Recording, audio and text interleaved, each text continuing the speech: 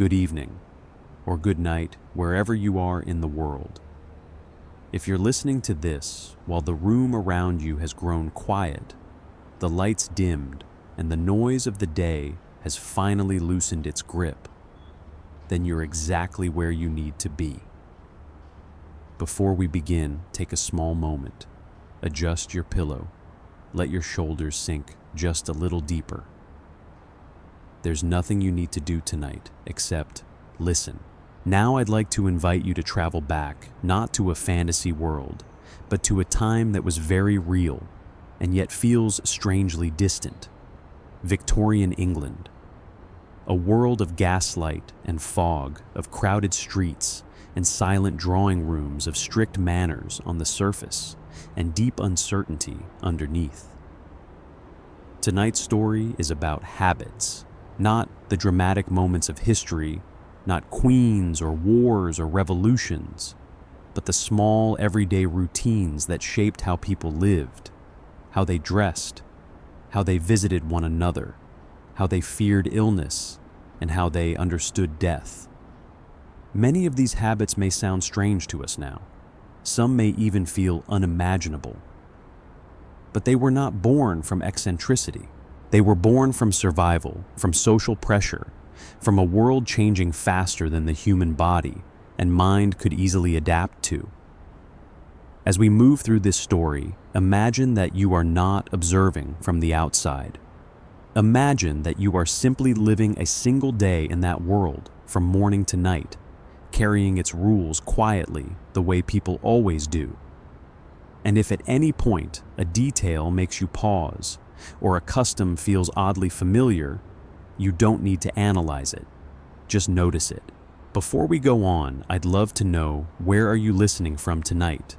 And what time is it for you right now? You can leave a comment if you'd like, or just hold the answer gently in your mind. Now, when you're ready, let's step into the soft glow of gaslight and begin.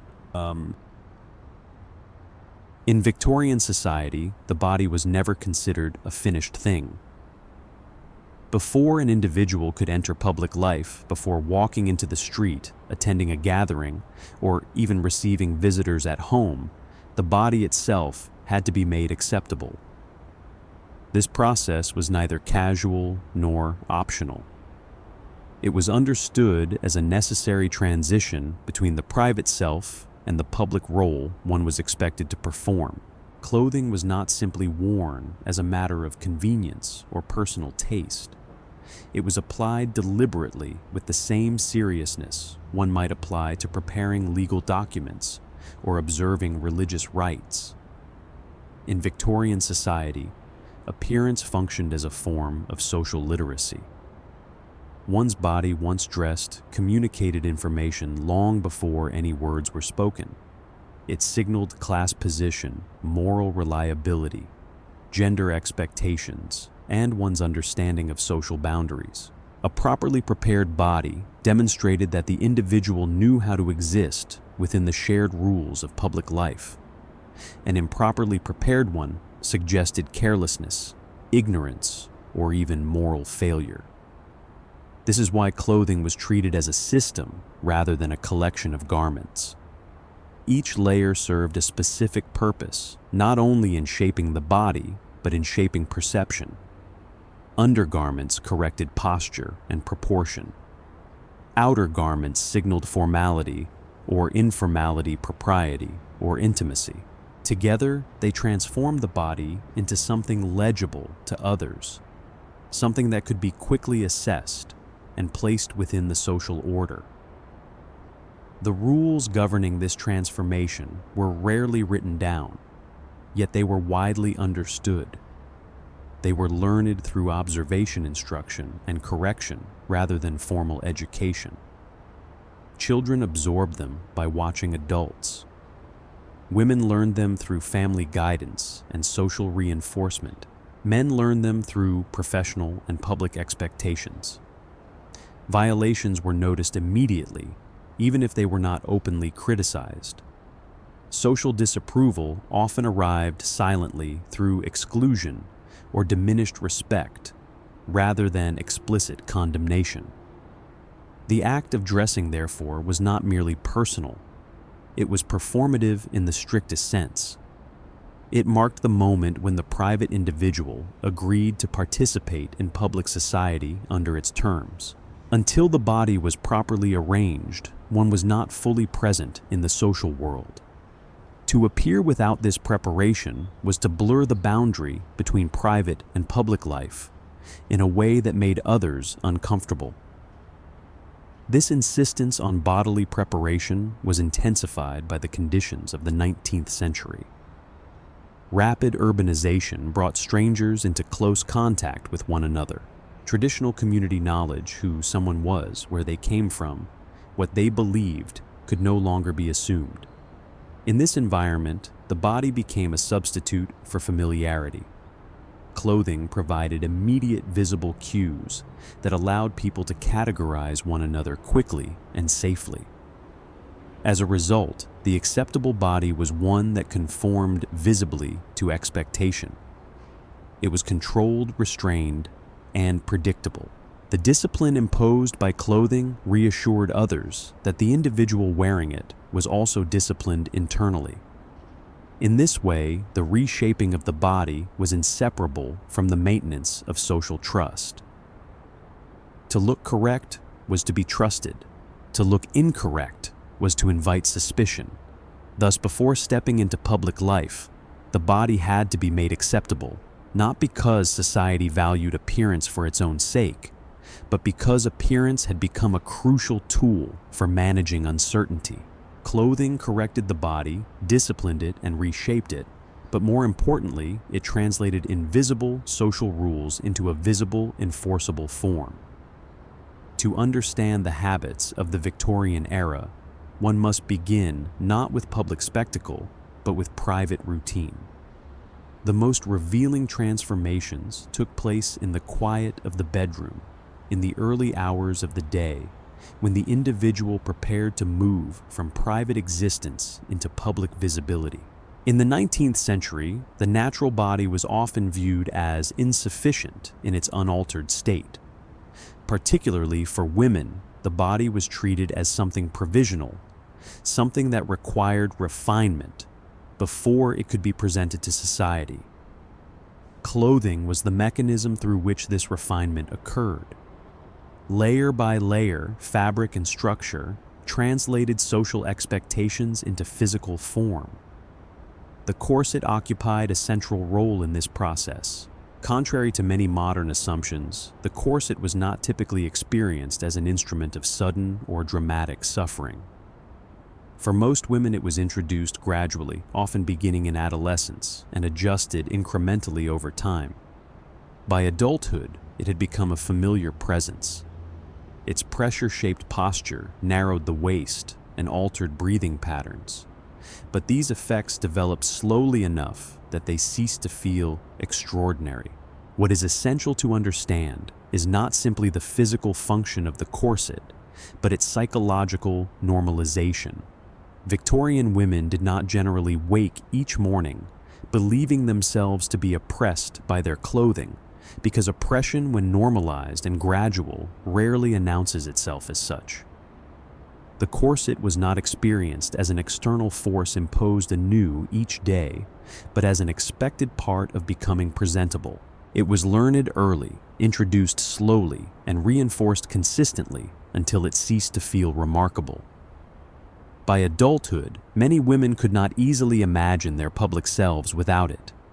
To step outside without proper structure was therefore not perceived as liberation. It was perceived as exposure. The unstructured body belonged to the private sphere where it could remain unseen and unjudged. Public space, by contrast, demanded regulation. Clothing served as the mechanism through which the body crossed that threshold. The corset in particular functioned as a clear dividing line between the private body, relaxed, informal, morally neutral, and the public body, which was expected to demonstrate discipline, restraint, and social awareness. This distinction mattered deeply in Victorian culture. Respectability was not assumed. It had to be demonstrated repeatedly. The body once shaped became evidence of inner character. A controlled exterior suggested a controlled mind. Proper posture implied moral steadiness. A correctly proportioned silhouette communicated seriousness, reliability, and self-command. These signals were understood instinctively, even when they were not articulated explicitly. The corset therefore operated as more than a garment. It was a visible declaration of participation in social norms. By wearing it, a woman indicated that she understood the expectations placed upon her and accepted the responsibility of meeting them. Conformity in this context was not necessarily experienced as submission. It was often understood as competence. To appear correctly shaped was to demonstrate that one knew how to exist properly within society. Failure to conform carried consequences, even if they were subtle. A woman who appeared improperly dressed risked being perceived as careless, unserious, or morally ambiguous. These judgments were rarely voiced directly, but they influenced social interactions, opportunities, and reputation. The body once misread could not easily be corrected through explanation. Appearance spoke first and often last. For this reason, the corset provided a sense of security as much as restriction. It offered predictability in a world where women's social standing was fragile and closely scrutinized. Within its structure, one could move through public life with confidence that the body was speaking the correct language. In this way, the corset marked the boundary between two states of being. Once laced, the private self receded, and the public role took its place. The body was no longer simply lived in, it was presented, and that presentation was understood not as artifice but as responsibility.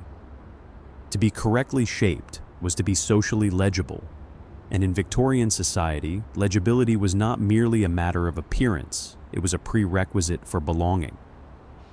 The corset, in this sense, was not merely a garment, it was a social agreement. Once laced, the body was prepared to be seen. Over the corset came additional layers of structure designed to expand the body outward rather than compress it inward. Crinoline's hoop skirts and later bustles transformed the silhouette into something deliberately artificial. These garments did not follow the natural lines of the body. They imposed geometry upon it, turning the wearer into a carefully managed presence within space. These wide skirts served multiple functions at once. Visually, they emphasized femininity and class. Practically, they enforced distance. In crowded rooms, the skirts created a physical barrier that discouraged casual proximity. Movement required attention. Doorways had to be approached carefully. Chairs could not be occupied without forethought. Even walking demanded awareness of space. The body surrounded by fabric and frame could not move casually. Every motion was deliberate, moderated by the knowledge of what one was wearing. Yet ease of movement was not the primary concern. Order was. The Victorian period was an era of profound transformation. Industrialization reshaped cities with remarkable speed. Urban populations grew rapidly, housing became crowded, and traditional social boundaries began to strain under economic change. Disease spread quickly through dense neighborhoods. Public life felt unstable, unpredictable, and increasingly anonymous. In such an environment, the disciplined body took on symbolic importance. If the external world could not be controlled, then the body could. Clothing offered a visible reassurance that chaos had not fully taken hold. A carefully structured silhouette suggested inner restraint, moral seriousness, and adherence to established norms. It signaled that despite external uncertainty, some form of order remained intact. This emphasis on bodily discipline extended beyond women's fashion. Men, too, were subject to expectations of physical control. High collars restricted the neck. Tailored coats enforced upright posture. Loose clothing or relaxed bearing suggested carelessness or moral weakness. Respectability was communicated through stiffness, composure, and visible effort. Comfort was not admired. Self-command was. Both male and female bodies were trained to perform restraint. The body was expected to demonstrate discipline before the individual ever spoke a word. Medical professionals of the time did record the physical consequences of these practices. Shallow breathing, digestive discomfort, and episodes of fainting were noted with increasing frequency. Yet, such symptoms were not always treated as problems. In some social contexts, they were interpreted as signs of refinement. Delicacy aligned with prevailing ideals of femininity, sensitivity, and moral elevation. Physical strength was not universally valued. Particularly for women, endurance mattered more than power. The ideal body was not one that asserted itself, but one that could be managed without complaint. These norms were learned early. Children were introduced to structured clothing gradually. Young girls wore lightly fitted garments that increased in rigidity as they aged. By adulthood, many women had little memory of an unstructured body. What began as instruction became habit. What began as habit became nature. This gradual adaptation ensured compliance without overt force. The body adjusted, muscles compensated, lungs adapted to reduce space. Over time, restrictions ceased to feel imposed and began to feel normal. The limits of the body became familiar, and familiarity was mistaken for inevitability. In the mirror, the dressed body reflected not merely an image, but a role. Clothing signaled readiness for public life. Only after the transformation was complete did the individual step into society, carrying with them the visible markers of belonging. Within this system, however, agency was not entirely absent. Women selected fabrics, colors, and decorative elements. Fashion evolved, allowing for subtle variations in silhouette and style. Even within rigid structures, individuality found narrow channels of expression. Control was extensive, but it was never absolute. Nevertheless, the governing principle remained unchanged. The body existed to be seen only after it had been corrected. To be legible within Victorian society, one had to conform physically. Clothing functioned as a language. It communicated class position, moral alignment, and social competence. A body that failed to speak this language risked misunderstanding, judgment, or exclusion. As the day unfolded and the individual moved through public spaces, the shaped body interacted constantly with its environment. Walking, sitting, greeting others, every action was influenced by the structures worn beneath the surface. The body was never entirely forgotten, because forgetting it could mean losing control. This continuous awareness shaped the relationship between self and flesh. The body was not simply lived in, it was managed. It was a responsibility and a representation. It carried social meaning with every movement. When night arrived and clothing was finally removed, the body returned to a quieter state. Breathing deepened, muscles relaxed. But the next morning, the ritual began again, unchanged. This daily practice did more than shape bodies. It shaped identity. Victorian habits did not emerge from eccentricity or excess. They emerged from a world that demanded constant reassurance that order still existed, that boundaries still held, and that individuals knew how to remain within them. As we move forward in this story, away from the body and toward the spaces it inhabited, it is worth holding on to this foundation. The disciplined body was the first line of defense against uncertainty, It was where social values were most visibly inscribed. For now, let this image remain. A body prepared for visibility, a self constrained for acceptance, and a society that believed stability could be built quite literally from the inside out, one morning at a time. If the Victorian body had to be corrected before it could be seen, the Victorian home had to be corrected before it could be trusted. To step inside a respectable household in the 19th century was to enter a carefully managed environment. Order was visible everywhere. Polished furniture, patterned wallpaper, heavy curtains, and an arrangement of objects that suggested stability and control. Cleanliness was not merely a preference, it was a moral statement. The home was believed to be a refuge from the dangers of the outside world. As cities expanded and industrial life intensified, domestic space took on a heightened importance. The home was expected to protect the family from dirt disease and moral decay. It was where health was preserved, character was shaped, and social standing was quietly displayed.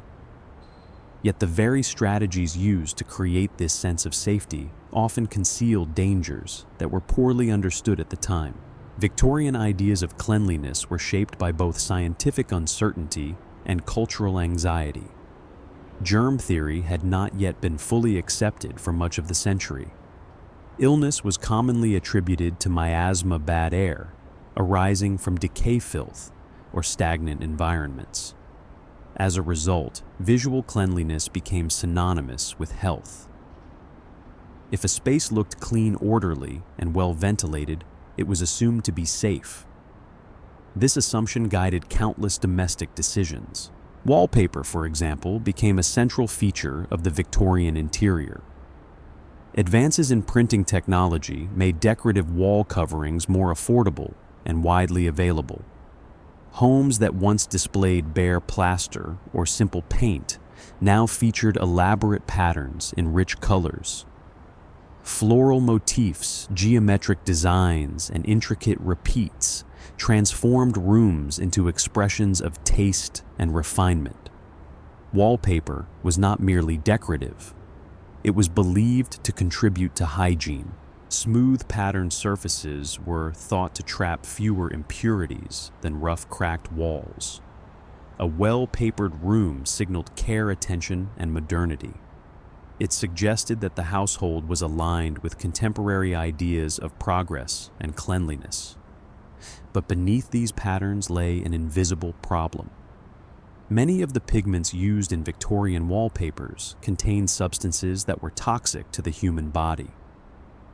Green dyes in particular were often derived from compounds containing arsenic. These pigments produced vibrant, fashionable colors that were highly prized. The danger they posed was not immediately obvious. The walls did not crumble. The air did not visibly change. The threat was slow and subtle. In damp conditions, common in poorly ventilated urban homes, arsenic-based pigments could degrade, releasing particles into the air. Over time, occupants might inhale or ingest these particles without realizing it. Symptoms were often vague headaches, nausea, skin, irritation, fatigue. These effects were rarely linked directly to the wallpaper itself. Instead, illness was blamed on the individual body. Victorian medical understanding often focused on constitution rather than environment. If someone fell ill, the cause was frequently sought in personal weakness, heredity, or moral failing. The home, especially one that appeared clean and orderly, was seldom suspected. This disconnect between appearance and reality reveals a deeper pattern in Victorian domestic life. Cleanliness was defined visually. Dust, grime, and visible dirt were enemies. Invisible dangers were harder to conceptualize. The emphasis on surface order created a false sense of security. A room that looked pristine could still be harmful, but the absence of obvious filth reassured its inhabitants. This reassurance mattered deeply. The 19th century was marked by recurring outbreaks of disease. Cholera, typhoid, and tuberculosis haunted urban populations. Families lived with the constant awareness that illness could arrive without warning. In this context, maintaining a clean home became an act of control, a way to assert agency against forces that felt otherwise uncontrollable. Domestic manuals of the period reinforced this belief. They offered detailed instructions on housekeeping, ventilation, and decoration. A well-managed home was presented as a moral achievement. The mistress of the house was held responsible not only for comfort, but for health and virtue. Failure in domestic management carried social consequences. A neglected interior suggested laziness or moral weakness. A poorly kept home reflected badly on the family as a whole. Cleanliness, therefore, became a performance as much as a practice. It was something to be demonstrated to visitors and neighbors, reinforcing social trust. Wallpaper played a crucial role in this performance. Its patterns softened the harshness of urban life. They created a sense of warmth and familiarity. In an era when many homes were crowded and poorly lit, decorative walls offered visual richness that compensated for material limitations. Yet the materials themselves were products of industrial chemistry that outpaced contemporary understanding of health. The Victorian era was a time of innovation, but also of experimentation without full knowledge of consequences. New pigments, dyes, and finishes entered the market rapidly. Their aesthetic appeal often outweighed concerns about long-term effects. Regulatory frameworks were minimal. Manufacturers were not required to prove safety. Trust was placed in progress. The idea that modern products could be inherently dangerous conflicted with the prevailing belief in industrial advancement. If something was new, fashionable, and widely used, it was assumed to be beneficial, or at least harmless. This assumption extended beyond wallpaper. Household items such as candles, cosmetics, and cleaning agents frequently contained substances now recognized as toxic. Yet these products were embraced because they aligned with contemporary ideals of cleanliness, beauty, and order. The risks they posed were diffuse, gradual, and poorly understood. The Victorian home thus became a paradoxical space. It was meticulously maintained, carefully decorated, and morally charged, yet it could undermine the health of those who lived within it. Safety was judged by appearances, not by chemical reality. This paradox shaped daily life. Windows were opened to improve air circulation, but drafts were feared, believed to weaken the body and invite illness rather than prevent it. Victorian households lived within a constant tension between opposing instructions, many of which appeared equally authoritative. Fresh air was praised as essential to health, yet sudden changes in temperature were regarded as dangerous. Curtains were drawn back to allow light and ventilation during the day, then carefully closed again in the evening to protect against the cold night air. The movement of air itself was treated with suspicion, as though it possessed intention. Rooms were cleaned regularly, yet dampness persisted. Urban housing, particularly in rapidly growing industrial cities, was often poorly constructed. Walls absorbed moisture from the ground. Coal fires produced soot and condensation. Washing, cooking, and overcrowding added to indoor humidity. No amount of sweeping or polishing could fully eliminate these conditions. Cleanliness was pursued diligently, but structural limitations remained beyond the control of most households. Walls were adorned with fashionable patterns, chosen not only for beauty, but for reassurance. Decorative surfaces signaled care, prosperity, and adherence to modern domestic ideals. A well-papered room suggested attention and responsibility, implying that the household was actively managing its environment. Yet these same walls could release harmful substances slowly and invisibly, especially in damp conditions. The danger did not announce itself. It accumulated quietly, its effects dispersed over time, and often attributed to other causes. Each domestic decision was guided by the best available understanding of the era, yet that understanding was fragmented and often contradictory. Medical advice shifted frequently. Scientific consensus had not yet settled around the mechanisms of disease. Households were left to navigate between tradition, emerging theory, and practical necessity. What appeared sensible one decade might be questioned the next, yet habits once established were slow to change. In this environment, domestic life became an exercise in careful improvisation. Families did not ignore health risks. They actively attempted to manage them using the tools and knowledge they possessed.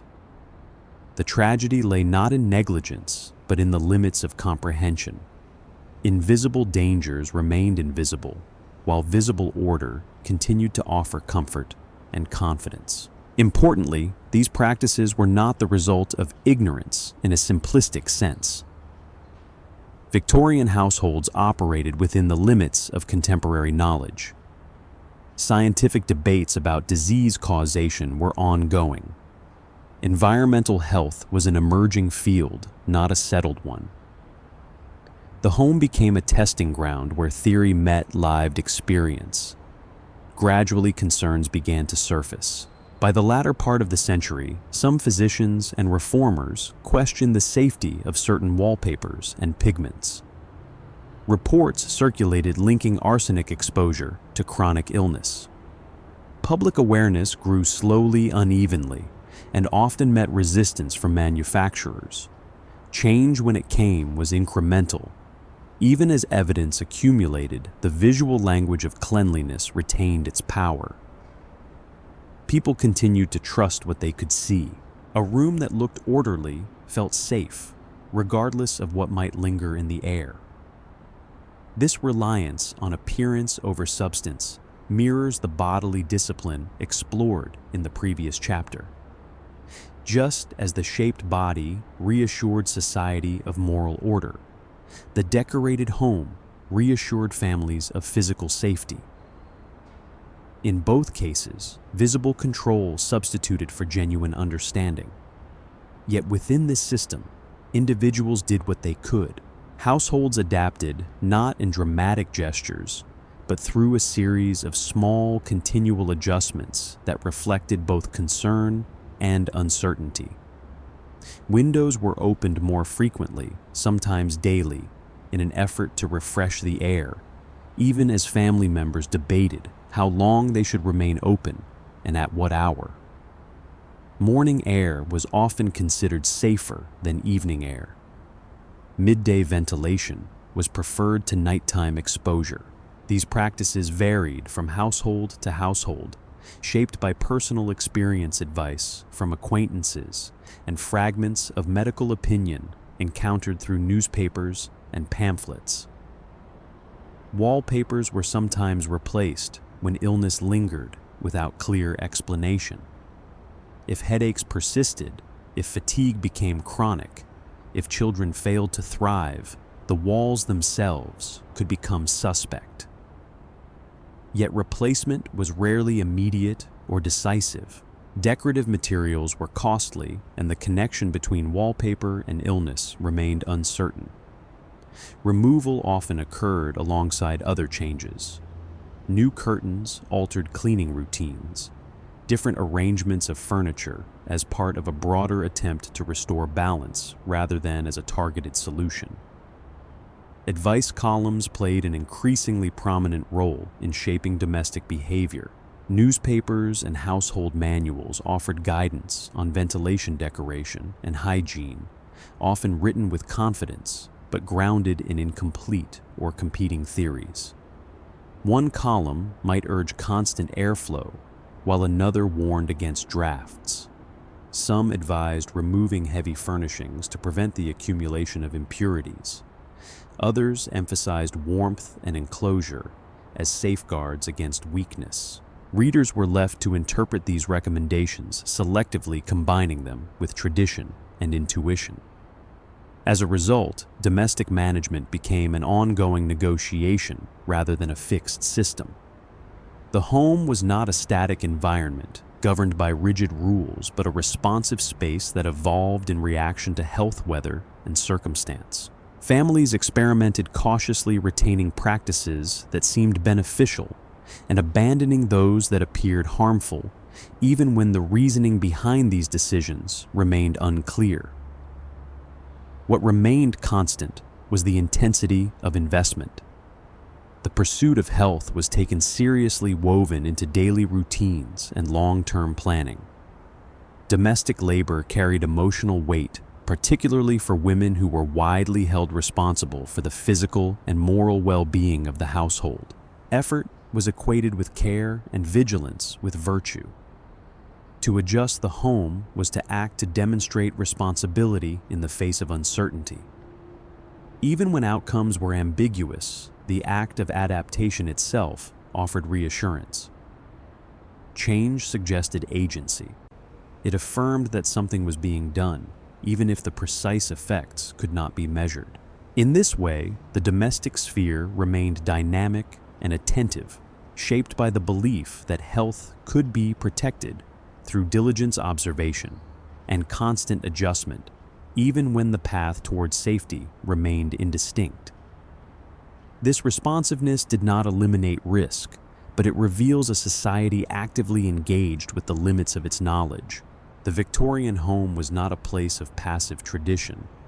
It was a space of continuous trial, reflection, and cautious revision, governed by the hope that careful management might succeed where certainty could not.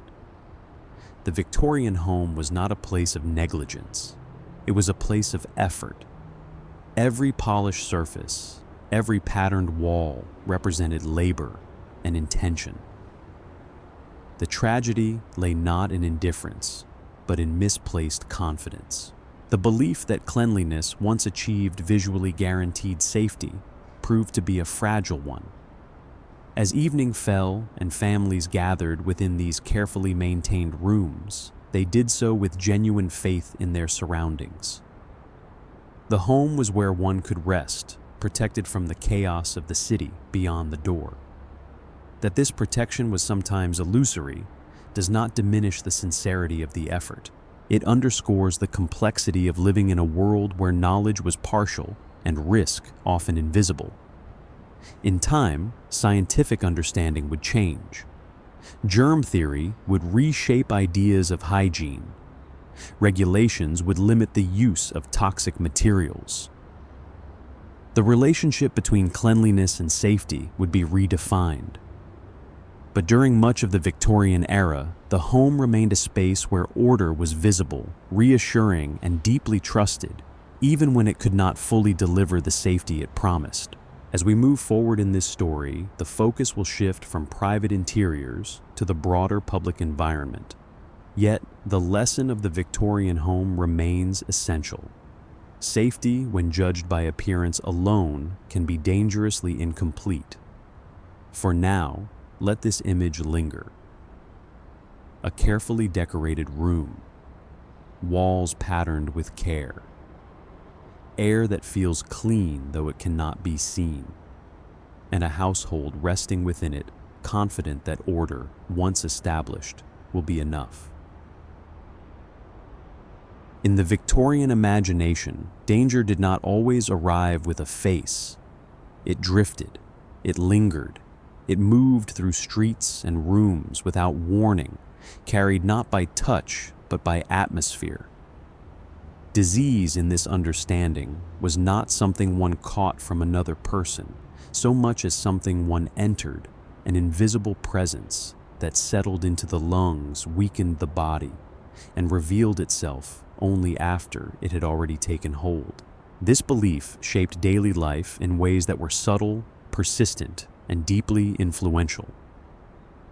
For much of the 19th century, illness was commonly explained through the theory of miasma, the belief that disease arose from noxious forms of bad air, generated by decaying organic matter. This explanation did not emerge from superstition alone. It was grounded in everyday observation, reinforced by experience, and supported by a medical tradition that predated modern microbiology. Victorian cities offered abundant evidence that decay and sickness appeared to travel together. Rotting waste accumulated in streets and open drains. Animal carcasses, refuse from markets, and household sewage often remained exposed for long periods. Rivers and canals choked with industrial runoff, and human waste emitted strong odors that seemed to confirm the presence of corruption. In such environments, the connection between foul smells and illness felt intuitive. Where the air was, worse disease seemed most severe. Stagnant water was particularly feared. Ponds, ditches, and slow-moving waterways were believed to trap harmful vapors that rose into the surrounding air, especially during warm weather. These vapors were thought to thicken the atmosphere, making it heavy and oppressive. People described entering certain areas and immediately feeling unwell, dizzy, or fatigued. Such sensations reinforced the belief that air itself could overwhelm the body. Overcrowded dwellings intensified these concerns. In densely packed housing, particularly in working-class districts, multiple families often shared limited space with poor ventilation. The air inside such homes was described as stale, damp, and suffocating. When illness spread rapidly in these environments, it appeared to validate the idea that confined, polluted air was the primary culprit. The body surrounded by contamination seemed unable to defend itself. Poorly ventilated spaces were therefore treated with suspicion. Rooms without adequate airflow were believed to trap miasma, allowing it to accumulate to dangerous levels. Windows, chimneys, and doorways were understood as crucial channels through which air could be renewed. A space that smelled unpleasant was not merely uncomfortable, it was considered actively threatening. Crucially, miasma was not thought of as a single substance, but as a condition of air itself. It was diffuse, variable, and responsive to environment. Weather played a role. Heat intensified decay and increased the production of harmful vapors. Fog and humidity were believed to trap miasma close to the ground.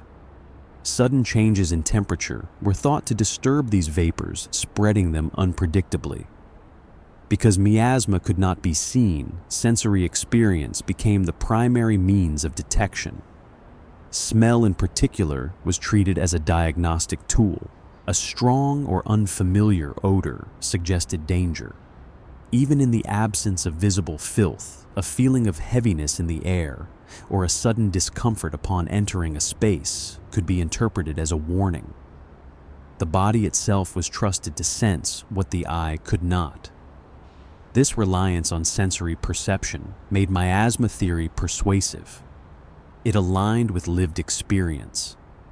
People did not need microscopes or laboratory evidence to believe in bad air. They felt it. When illness followed exposure to unpleasant environments, the explanation appeared confirmed. Importantly, this framework also offered a sense of order. If disease arose from environmental conditions, then it could in theory be prevented through vigilance and control. Remove the source of decay, improve ventilation, manage waste, and health would follow. Miasma theory suggested that illness was not random, but responsive to human action. In this way, the idea of bad air shaped not only medical understanding, but everyday behavior. It influenced how people cleaned their homes, arranged their furniture, planned their movements through the city, and judged the safety of unfamiliar spaces. Air became something to be monitored, managed, and respected, a silent force, capable of sustaining life or quietly undermining it. Within the limits of contemporary knowledge, miasma theory provided a coherent explanation for a frightening reality. It did not answer every question, but it offered a framework that made sense of visible decay, sensory discomfort, and the uneven spread of disease. And for much of the 19th century, that framework guided how people lived, breathed, and tried to survive in an increasingly crowded world. In this framework, the air itself became suspect. Victorian cities provided ample reason for concern. Rapid industrialization had transformed urban environments into dense, crowded landscapes. Sewage systems were incomplete or non-existent. Waste accumulated in street cesspits and open drains. Rivers that once supplied drinking water now carried refuse from households and factories alike. The city smelled alive, and not in a reassuring way. When outbreaks of cholera struck, they appeared to confirm existing fears. Cholera arrived suddenly, often with devastating speed. Healthy individuals could fall ill within hours, suffering violent symptoms that seemed to drain life from the body. Entire neighborhoods could be affected within days. The randomness of its spread reinforced the belief that something in the environment itself had turned hostile. Bad air became the explanation that made sense. As a result, everyday habits were shaped by the need to manage atmosphere. Windows were opened strategically, streets were avoided at certain hours. Odors were treated not merely as unpleasant, but as dangerous. To smell decay was to risk illness. Clean air, therefore, was not simply refreshing, it was protective. But the definition of clean remained elusive.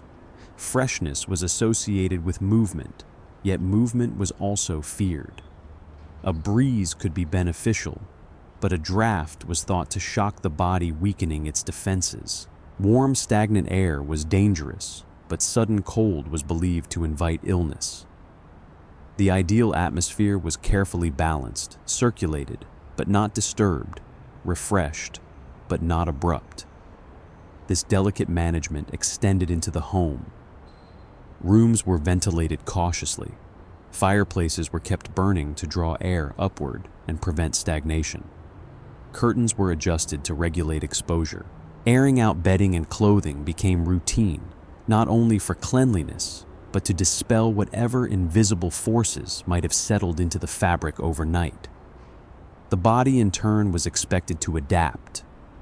Scarves protected the neck. Layers guarded against sudden chills. Damp clothing was changed immediately, lest moisture invite disease. The skin was treated as a boundary that needed constant protection from environmental intrusion. In this worldview, illness was not simply something that happened. It was something one failed to prevent. This belief placed a heavy burden on daily decision-making. Health depended on constant vigilance. A misjudged breeze, a poorly ventilated room, or a walk taken at the wrong time of day could all be retrospectively blamed for sickness. Yet despite this attentiveness, epidemics continued. Cholera returned again and again, exposing the limits of miasma theory. Entire districts could be affected, while others remained untouched. Some households that appeared clean and well ventilated suffered devastating losses, while others, in less orderly conditions, escaped. These inconsistencies troubled physicians and reformers, but they did not immediately overturn established beliefs. Scientific understanding evolves slowly, and Victorian society was no exception. Competing explanations began to circulate. Some observers noticed patterns connected to water sources. Others suspected person-to-person transmission. Yet these ideas challenged deeply held assumptions about cleanliness and morality. If disease spread through water, a substance associated with purity, then the foundations of domestic confidence were shaken. Water, like air, occupied an ambiguous position in Victorian life. It was essential, yet feared. It cleansed, yet could contaminate.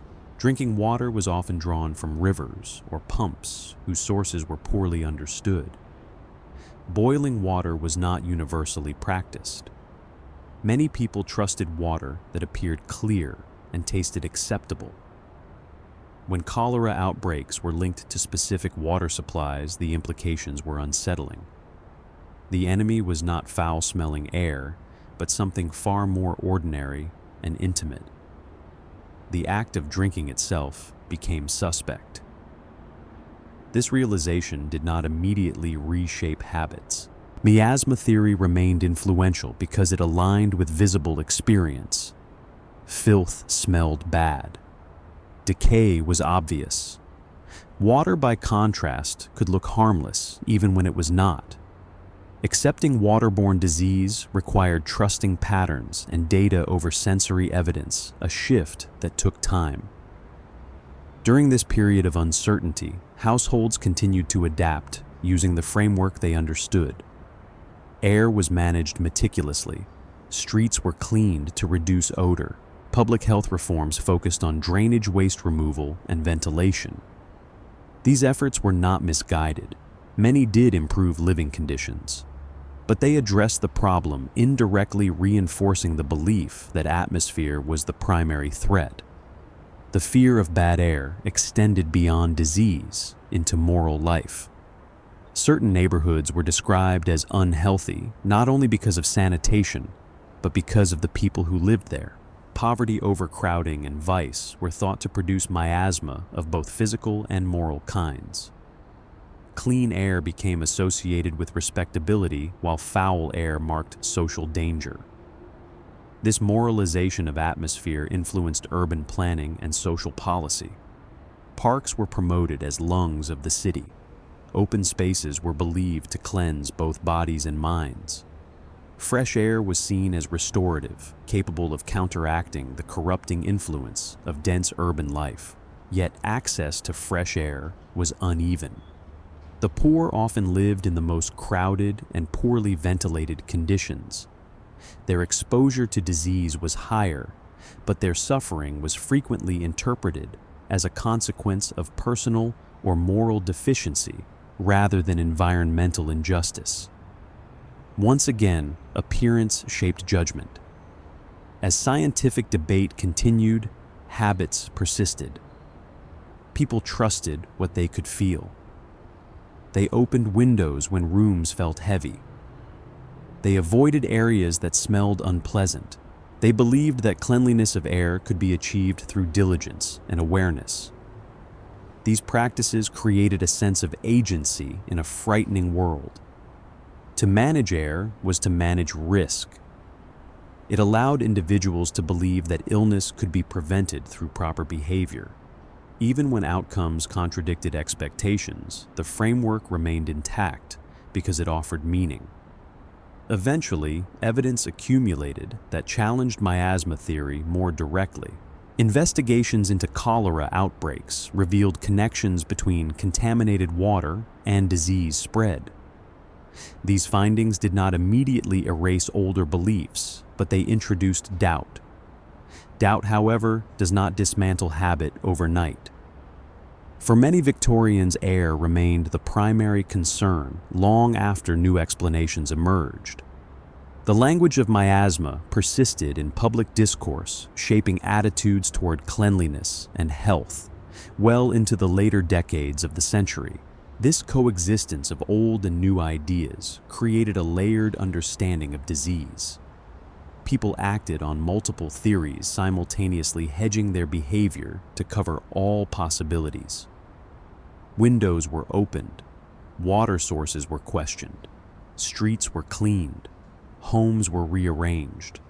The result was a complex web of habits, each rooted in partial knowledge. In this context, fear was not irrational, it was adaptive. Victorian society faced threats that were poorly understood and often lethal. Without clear answers, people relied on tradition, observation, and shared belief. The air, ever present and invisible, became the focus of attention because it seemed to explain what could not otherwise be explained. As evening fell and families gathered indoors, the management of atmosphere continued. Fires were adjusted, curtains drawn, windows closed or left ajar according to circumstance. The home became a carefully calibrated environment, balanced between protection and exposure. Sleep itself was affected. Night air was particularly feared. Sudden cooling during sleep was thought to weaken the body's resistance. Bedrooms were arranged to minimize drafts. Heavy bedding provided insulation. The body rested within layers designed to guard against unseen intrusion. And yet, despite all precautions, illness could still arrive. This reality did not immediately invalidate existing beliefs. Instead, it reinforced the need for vigilance. If disease struck, the response was not abandonment of the framework, but intensification of it. More air management, more cleaning, more attention. In time, scientific understanding would shift decisively. Germ theory would reframe disease as something transmitted through specific agents rather than general atmosphere. Public health would focus increasingly on water quality sanitation infrastructure and targeted interventions. But during much of the Victorian era, the air remained the enemy. It was where danger was believed to reside. It was what had to be managed, controlled, and neutralized. It shaped how people lived, slept, and moved through the world. As we continue this journey, the focus will turn toward the institutions and systems designed to manage poverty and disorder more directly. Yet the fear of invisible threat, the belief that danger could surround the body without warning, will remain a constant thread. For now, let this chapter settle. A city breathing uneasily, windows opened and closed in cautious rhythm, and a society listening closely to the air, hoping it might reveal what could not yet be seen. Not all Victorian habits were formed in the privacy of the home. Some were imposed by institutions designed not to comfort, but to regulate. These habits did not emerge gradually through custom or preference. They were enforced deliberately through rules that reshaped daily life from the moment an individual crossed a threshold. The workhouse was the most visible expression of this system. To understand Victorian attitudes toward poverty, one must understand that the workhouse was not conceived as a place of relief in the modern sense. It was intended as a deterrent. Assistance was offered, but only under conditions meant to discourage reliance. Life inside was designed to be less desirable than life outside, even at its hardest. This principle guided every aspect of workhouse existence. The moment a person entered choice narrowed sharply. Clothing routine, diet, and movement were no longer matters of personal decision. They were regulated according to a strict administrative logic that prioritized order, efficiency, and moral discipline. The loss began immediately. Upon admission, individuals were stripped of personal clothing and issued institutional garments, a practice that marked the most immediate and tangible loss of autonomy. This exchange was not incidental. Clothing which outside the workhouse had served as a language of identity status and personal history was deliberately removed at the threshold. What replaced it was uniform, practical, and anonymous. The purpose was not warmth or comfort, but transformation. Personal clothing carried meaning. Even the poorest garments reflected choices shaped by necessity, pride, or circumstance. A coat might have been worn for years, repaired repeatedly, or inherited. Shoes bore the marks of specific journeys. These items connected individuals to their lives beyond the institution. Removing them severed that connection in a single, irreversible act. Institutional garments did the opposite. They erased distinction. Cut to standardized patterns and produced in coarse materials, they were designed to obscure rather than express. There was no allowance for fit beyond basic function. no variation to suggest individuality. Gender distinctions remained, but class, occupation, and personal history disappeared. The body became a unit within a system rather than a self presenting itself to the world. This change altered not only how individuals were seen, but how they experienced themselves. Outside the workhouse, clothing had mediated social interaction. It signaled respectability, labor, age, or aspiration. Inside, it communicated only compliance. The uniform indicated that one was subject to institutional authority, bound by rules that applied equally regardless of past circumstance. In this context, the body was no longer presented. It was processed. The act of issuing clothing followed administrative logic. Individuals were registered, categorized, and assigned garments according to classification rather than identity. Age, gender, and physical capacity determined placement, not personal narrative. The body entered the system as data measured, labeled, and redistributed within predefined categories. This process mirrored broader Victorian approaches to poverty management. The poor were not understood primarily as individuals with unique histories, but as a population to be organized and controlled. Uniform clothing facilitated this approach. It made supervision easier. It reduced the visibility of difference. It reinforced the idea that personal distinction was irrelevant within institutional care. The psychological impact of this transition was significant. To wear the uniform was to accept a new status, one defined not by who one had been, but by where one now belonged.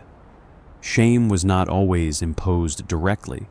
It emerged through comparison. Former identities faded as the uniform flattened experience into sameness. For administrators, this was efficiency. For inmates, it was dislocation. The removal of personal clothing also reinforced dependency. Without one's own garments, leaving the institution became materially difficult. The uniform belonged to the workhouse, not the wearer. Identity in this sense was temporarily surrendered along with autonomy. Yet this practice was justified as necessary. Reformers argued that institutional clothing prevented favoritism, reduced temptation, and promoted equality among inmates. Uniformity was framed as fairness. The loss of individuality was presented as a neutral consequence of collective care. What this framing concealed was the deeper function of the uniform. It disciplined the body into legibility for authority. A uniformed body was easier to manage, monitor, and control. It moved according to schedule. It responded to commands. It no longer required interpretation. In this way, clothing within the workhouse completed the transformation begun at admission. The individual crossed from social being to institutional subject. The body, once expressive and situated within a web of personal meaning, became an object of administration. And once processed, it remained so until the system decided otherwise. This moment, often brief and procedural, set the tone for everything that followed. It taught inmates immediately and unmistakably that inside the workhouse, habit would not be chosen. It would be assigned. This transformation was intentional. Victorian reformers believed that poverty resulted, at least in part, from moral failure. Idleness, intemperance, and lack of discipline were seen as causes rather than consequences of hardship. The workhouse was therefore structured to correct behavior as much as to provide sustenance. Habits were central to this correction. Daily life followed a rigid schedule that left little room for variation or personal rhythm. Time inside the workhouse was not experienced as flexible or negotiable. It was imposed from above and enforced uniformly. Wake-up times were fixed often early, regardless of individual health age or exhaustion. The bell or signal that marked the beginning of the day did not invite participation. It commanded it. Rising was not a personal choice, but an obligation, one that set the tone for everything that followed. Meals were taken at prescribed hours, not when hunger arose, but when the institution determined it appropriate. Eating was conducted collectively and efficiently. Portions were standardized menus, repetitive, and conversation frequently discouraged or forbidden. The purpose of meals was sustenance, not enjoyment. Food was treated as fuel, distributed according to regulation rather than appetite. This routine reinforced the idea that bodily needs would be met only within strict limits and only on institutional terms. Work assignments followed a similarly structured logic. Tasks were allocated based on classifications such as age, gender, and perceived physical ability rather than personal skill or preference. Men, women, children, and the elderly were separated into distinct categories, each with its own expectations and duties. Labor was not intended to be fulfilling or developmental. Its function was disciplinary. Through repetition and effort, individuals were expected to internalize habits of obedience and endurance. Silence was often enforced during labor, a rule that served both practical and symbolic purposes. Practically, it reduced distraction and simplified supervision. Symbolically, it limited opportunities for solidarity, complaint, or resistance. Without conversation, individuals became isolated, even within shared spaces. Work was performed side by side, yet experienced alone. The absence of speech reinforced hierarchy, reminding inmates that their presence was tolerated only under controlled conditions.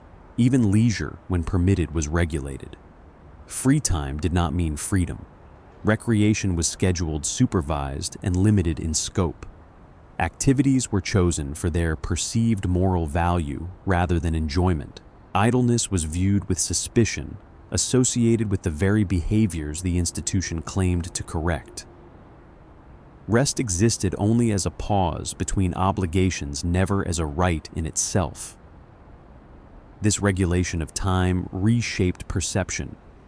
Days blurred into one another, differentiated not by personal events, but by institutional markers. The predictability of routine offered a kind of stability, but it was stability without agency. Life became a sequence of tasks to be completed rather than experiences to be lived. Over time, this structure altered behavior. Individuals learned to anticipate signals, adjust movements to schedule, and suppress impulses that did not align with routine. The body adapted to institutional time, responding automatically rather than deliberately. Habit replaced choice, not through persuasion, but through repetition.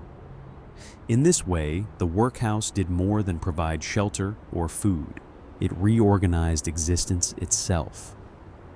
By controlling when one rose, ate, worked, spoke, and rested, the institution asserted authority over the most basic rhythms of life. Time, once shaped by personal need or circumstance, became an instrument of discipline, quiet, persistent, and difficult to resist. This transformation did not require constant punishment. The schedule itself did the work. Time itself became a tool of control. Families, once admitted, were separated. Men, women, and children were housed in different wards. Husbands and wives could not live together. Parents were separated from their children. This practice was justified as a means of efficient management, but its deeper purpose was deterrence. The workhouse was meant to feel punitive even when no crime had been committed. The emotional cost of this separation was profound, yet it was framed as necessary. Reformers argued that allowing families to remain together would make institutional relief too attractive. Hardship, they believed, was a corrective force. If poverty were made uncomfortable enough, people would strive harder to avoid it. Within this system, habits were not learned through social imitation or gradual normalization. They were imposed abruptly. New arrivals had to adapt quickly. Resistance was rarely tolerated. Rules were posted prominently. Infractions were met with punishment or deprivation. Order depended on compliance. Food, too, reflected this philosophy. Meals were plain repetitive and nutritionally minimal. Diets were designed to sustain life, not to provide pleasure. The monotony of food served a moral purpose. It reinforced the idea that assistance was not to be enjoyed. Eating became an act of necessity rather than comfort. Clothing followed the same logic. Uniforms were practical and unadorned. They eliminated individuality and minimized distinction. Inside the workhouse, one did not signal status or identity. One obeyed. The body already disciplined by poverty was further regulated by institution. Workhouse labor varied, but it was rarely chosen. Tasks were assigned based on perceived usefulness rather than personal skill. Breaking stones, picking oakum, cleaning, and other forms of repetitive labor filled the day. The purpose was not productivity alone, but routine. Repetition was believed to instill discipline. Children were not exempt. Young inmates were educated, but within a framework that emphasized obedience and moral instruction. Their habits were shaped early, preparing them for lives defined by work and restraint. The workhouse thus functioned as a machine for producing order. Its architecture reflected this goal. Buildings were often symmetrical, with clearly defined wards and corridors. Surveillance was implicit. Movement was controlled. Privacy was minimal. The design communicated authority without the need for constant enforcement. This environment shaped behavior in subtle ways. Silence became habitual. Bodies learned to move efficiently through space. Eyes lowered, gestures minimized. The individual adapted to avoid attention because attention often brought discipline. These habits did not arise from belief. They arose from necessity. For many, the workhouse represented a final option. Entry was often preceded by desperation. Illness, unemployment, widowhood, or economic downturn could force individuals into institutional care. Once inside, survival required adaptation. The loss of autonomy was not theoretical. It was experienced daily. Yet even within these constraints, small acts of resistance occurred. People exchanged quiet words when allowed. They memorized routines to avoid punishment. They found ways to assert dignity within limited space. Still, the governing principle remained unchanged.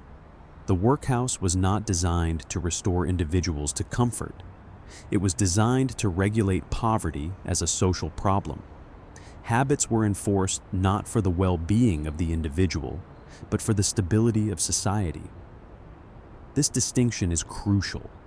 Victorian society feared disorder. Rapid industrialization had created visible poverty on an unprecedented scale. Begging, homelessness, and unemployment threatened public confidence.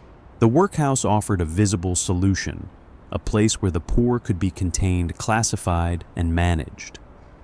Containment required uniformity. By standardizing behavior, appearance, and routine, the institution transformed diverse individuals into a manageable population. Personal history became irrelevant. What mattered was compliance. The habits enforced within the workhouse contrasted sharply with those cultivated in private homes. In the home, habits were shaped by aspiration and respectability. In the workhouse, they were shaped by necessity and control. Yet both systems relied on discipline. Both sought to regulate bodies and behavior in service of social order. This parallel reveals a deeper continuity within Victorian culture. Whether through fashion, domestic cleanliness, or institutional routine, the body was treated as something that could and should be shaped. Freedom was secondary to predictability. Individual comfort was subordinate to collective stability. For those who passed through the workhouse, the experience left lasting marks. Even after leaving, habits lingered. Structured routines, careful compliance with authority, and an acute awareness of scrutiny followed former inmates into later life. Institutional discipline reshaped not only daily behavior, but self-perception. Poverty, once managed by institution, became internalized. It is tempting to view the workhouse solely as a site of cruelty. Yet to do so risks oversimplification. Many who supported the system believed sincerely that they were acting in the public interest. They saw discipline as kindness, restraint as moral guidance. Understanding this belief does not excuse its consequences, but it explains its persistence. The workhouse was a product of its time, a response to fear, uncertainty, and rapid social change. It sought to impose order where chaos seemed imminent, and in doing so, it created habits that were not chosen but enforced. As evening settled over these institutions, routines continued unchanged. Lights dimmed at set hours. Beds were occupied in silence. The day ended as it had begun, governed by schedule rather than choice. For those inside, habit was survival. In the chapters that follow, we will return to spaces where choice appeared to exist: drawing rooms, streets, and social rituals. But the workhouse reminds us that not all Victorian habits were voluntary. Some were imposed by systems designed to prioritize order over empathy. For now, let this image remain. Rows of identical beds, footsteps echoing in long corridors, and lives reshaped not by custom, but by command. In Victorian society, one did not simply visit another person. One announced oneself, withdrew, waited, and returned often without ever crossing the threshold of the home. Social interaction followed a choreography so precise that it resembled a language spoken without sound. Every movement, pause, and omission carried meaning. And at the center of this system stood a small, seemingly insignificant object, the calling card. To modern eyes, the ritual surrounding calling cards may appear excessive or unnecessarily formal. Yet for Victorians, these practices were neither ornamental nor optional. They were mechanisms through which social order was maintained, boundaries were respected, and reputations were quietly negotiated. Calling cards were not merely identifiers. They were instruments of social regulation. A visit began not with conversation, but with restraint. One arrived at a house during designated visiting hours, never too early, never too late, and presented a card to the servant at the door. The visitor did not expect to be admitted automatically. In fact, admission was often not the goal. Leaving the card was itself the act. The card spoke on behalf of the person who had brought it. It communicated presence without intrusion. It acknowledged obligation without demanding attention. It allowed relationships to exist within carefully managed limits. If the card was accepted and the visitor received, the encounter proceeded according to established rules. If the card was taken and the visitor dismissed, the message was equally clear. One had fulfilled a social duty. The household retained control over its boundaries. This system allowed individuals to interact without forcing intimacy. In an era when privacy was increasingly valued, the calling card offered a way to balance sociability with distance. It permitted recognition without commitment, politeness without vulnerability. One could remain visible within society while keeping personal life carefully contained. The design of the card itself mattered. Cards varied in size, material, and typography, each choice signaling subtle distinctions of class and taste. Titles were included or omitted with intention. Married women used their husbands' names. Unmarried women followed different conventions. Even the corner of the card could be bent to convey specific meanings: condolence, congratulations, or inquiry. These gestures were understood without explanation. Social literacy required familiarity with such codes. To misuse a card or to ignore the convention surrounding it risked embarrassment or exclusion. A card left at the wrong time or too frequently could signal desperation. Too few visits suggested neglect or disdain. Balance was essential. The calling card system extended beyond mere visits. It structured entire networks of obligation. When one received a card, one was expected to return it within a prescribed time frame. Failure to do so could be interpreted as a deliberate slight. Excessive promptness, however, might suggest eagerness that bordered on impropriety. Social relationships thus unfolded at a measured pace, regulated by shared expectation rather than explicit agreement. This regulation served a crucial function. Victorian society was acutely sensitive to reputation. Public identity was fragile, shaped not only by one's actions, but by how those actions were interpreted by others. The calling card system offered a way to manage visibility. It allowed individuals to participate in social life while minimizing risk. One could acknowledge a relationship without deepening it. One could maintain distance without open rejection. This ambiguity was not accidental. It was essential. For women in particular, these rituals provided a form of protection that was subtle but significant. Victorian social life placed women under constant observation. Reputation was fragile, shaped not only by behavior, but by interpretation, and direct refusals carried risks that extended far beyond the immediate interaction. A woman who said no too openly could be judged as unfriendly, ungrateful, or suspiciously defensive. In a society that valued female agreeableness and composure, confrontation, even polite confrontation, could provoke unwanted attention. Indirect communication offered a safer alternative. Calling cards allowed women to navigate social boundaries without exposing themselves to scrutiny. A visit could be declined without a spoken refusal. A relationship could be allowed to fade without explanation.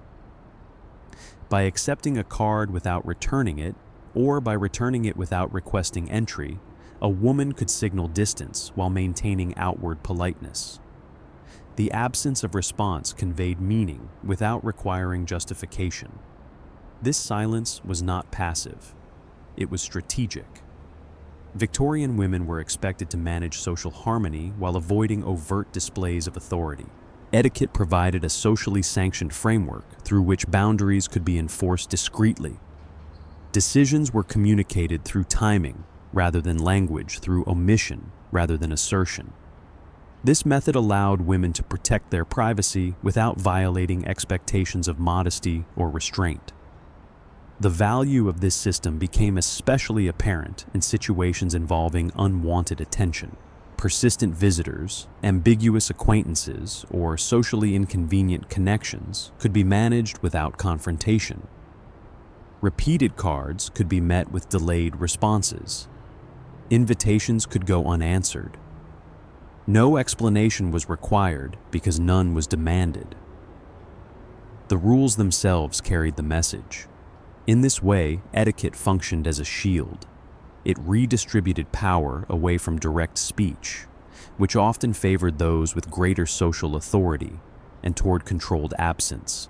For women whose social standing depended on being perceived as agreeable and composed, this was a crucial advantage.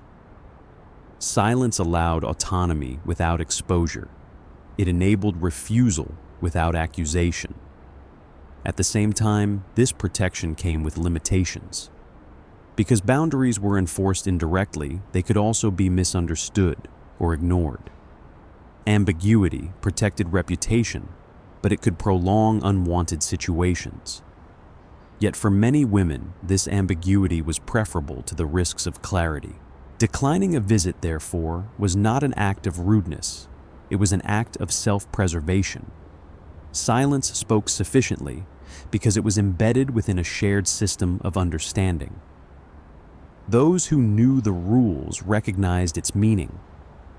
Those who did not were gently excluded, their misunderstanding absorbed by the structure of etiquette itself. Through these rituals, women exercised control not by challenging social norms, but by inhabiting them skillfully. Boundaries were drawn quietly, invisibly, and effectively maintaining dignity, while preserving distance in a world where visibility carried consequences. Yet this system also enforced conformity. To navigate social life successfully, one had to internalize its rules. Mistakes were not always forgiven. Those unfamiliar with the conventions, often newcomers, the newly wealthy, or those from different regions, could find themselves subtly marginalized. Social mobility did not guarantee social fluency. Etiquette manuals proliferated during the Victorian period, responding to a society increasingly anxious about social missteps and misinterpretation. These books promised clarity in a world governed by unspoken rules. They offered detailed guidance on visiting practices, card usage, seating arrangements, modes of address, and the precise timing of responses. For readers navigating a complex social landscape, etiquette manuals functioned as maps tools designed to prevent embarrassment and secure acceptance. Importantly, these texts framed social rules as natural, timeless, and universally applicable. Instructions were presented not as conventions shaped by particular circumstances, but as expressions of common sense or moral truth. Proper behavior was described as obvious, intuitive, and self-evident, even though it required careful study to master. This framing obscured the fact that etiquette was neither instinctive nor universal. It was learned culturally specific and closely tied to class. By presenting social norms as natural etiquette, manuals reinforced existing hierarchies. Those who struggled to conform were not seen as unfamiliar with a particular code, but as lacking refinement or moral awareness. The burden of failure fell on the individual rather than the system. If one misused a calling card, arrived at the wrong hour, or failed to return a visit promptly, the error was interpreted as a personal flaw rather than a gap in instruction. This dynamic made etiquette a powerful gatekeeping mechanism. Mastery of these rules became a marker of respectability, signaling not only good manners, but social competence. To navigate etiquette successfully was to demonstrate belonging. It indicated that one had been properly socialized, that one understood how to regulate behavior in ways that reassured others. For the middle classes in particular, etiquette manuals offered a means of aspirational alignment. By learning the habits of those above them, the readers hoped to secure recognition and legitimacy. Yet this aspiration also revealed the limits of etiquette's promise. Because the rules were highly specific and context-dependent, they often shifted subtly across regions and social circles. What was acceptable in one household might be improper in another. Manuals attempted to standardize behavior, but social reality remained uneven. Those without direct access to established networks could master the written rules and still fail to achieve acceptance. Nevertheless, the authority of these texts persisted. Etiquette manuals were treated as moral guides as much as practical handbooks. They linked proper behavior to character, suggesting that outward manners reflected inner virtue. Politeness became a form of ethical performance. To behave correctly was not merely to follow convention, but to demonstrate self-control, sensitivity, and respect for others. This moral framing deepened the stakes of social interaction. A breach of etiquette risked more than embarrassment. It threatened reputation. Small errors could be magnified through gossip or silent judgment. As a result, etiquette manuals were consulted not only for instruction, but for reassurance. They offered the promise that careful adherence could protect one from misinterpretation in an unpredictable social world. At the same time, these texts reinforced conformity. By encouraging individuals to internalize a fixed set of behaviors, they limited variation and discouraged spontaneity. Social life became something to be managed rather than experienced.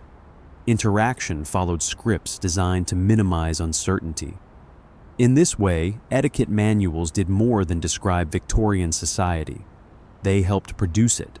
They transformed implicit norms into explicit instructions, allowing social control to operate through self-regulation rather than enforcement. Readers learned to monitor themselves, anticipating judgment and correcting behavior before it could attract notice.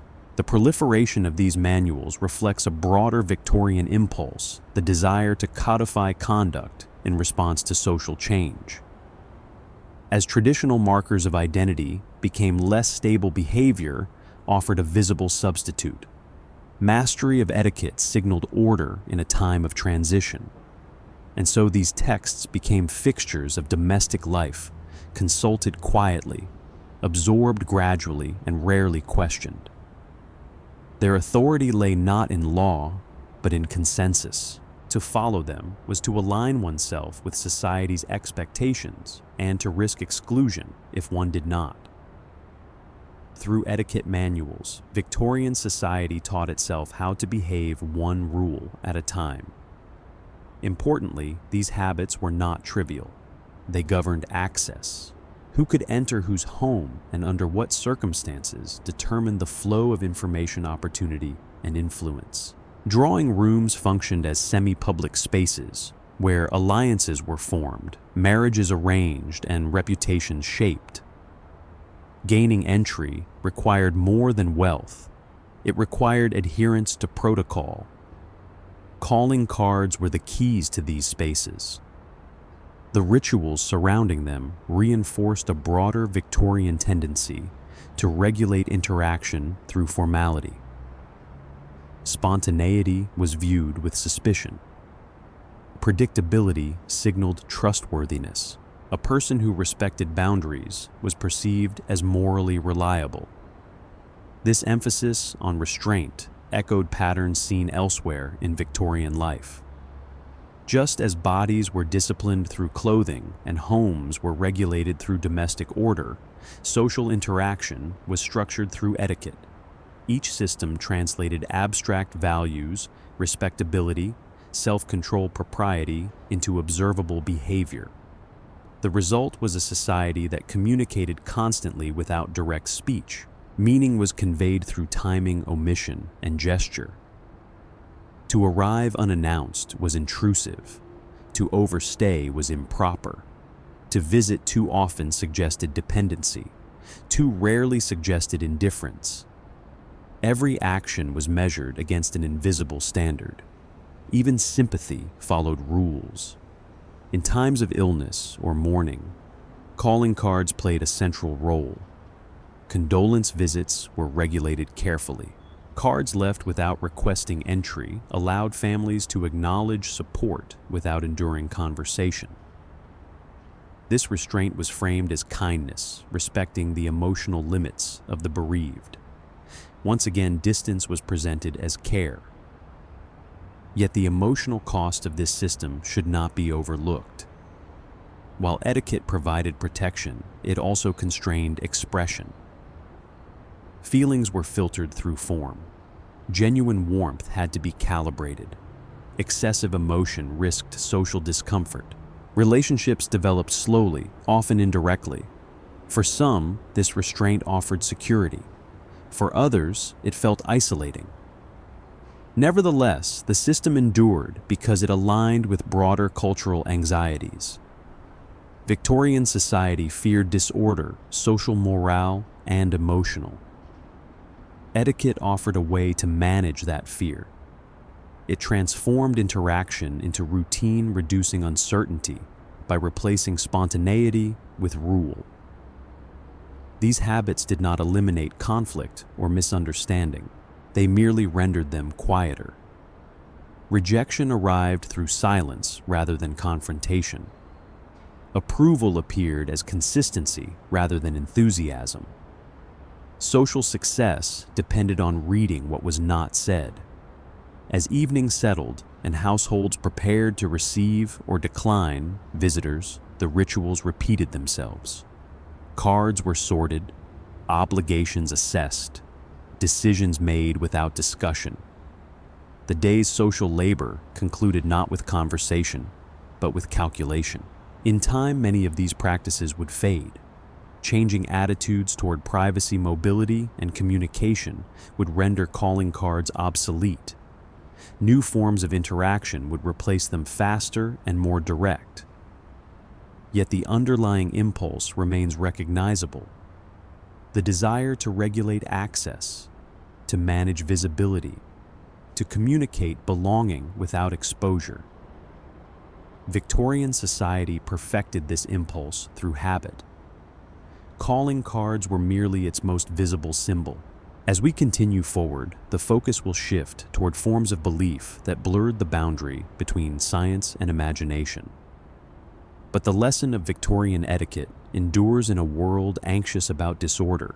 Even the smallest rituals can carry enormous weight. For now, let this image linger. A card resting on a silver tray, a name printed carefully, and a message delivered without a word being spoken. Victorian society trusted science.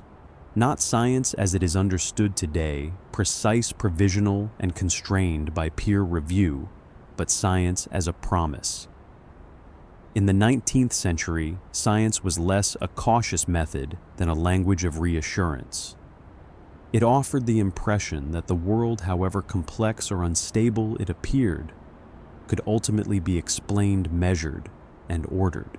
At a time when traditional sources of certainty were being unsettled, science emerged as a new framework for meaning.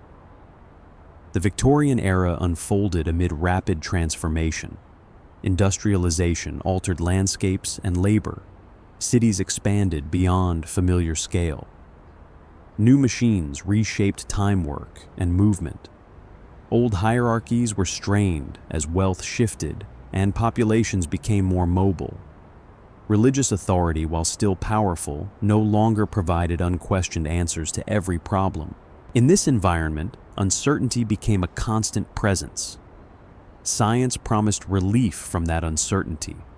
Its appeal lay not only in discovery, but in method.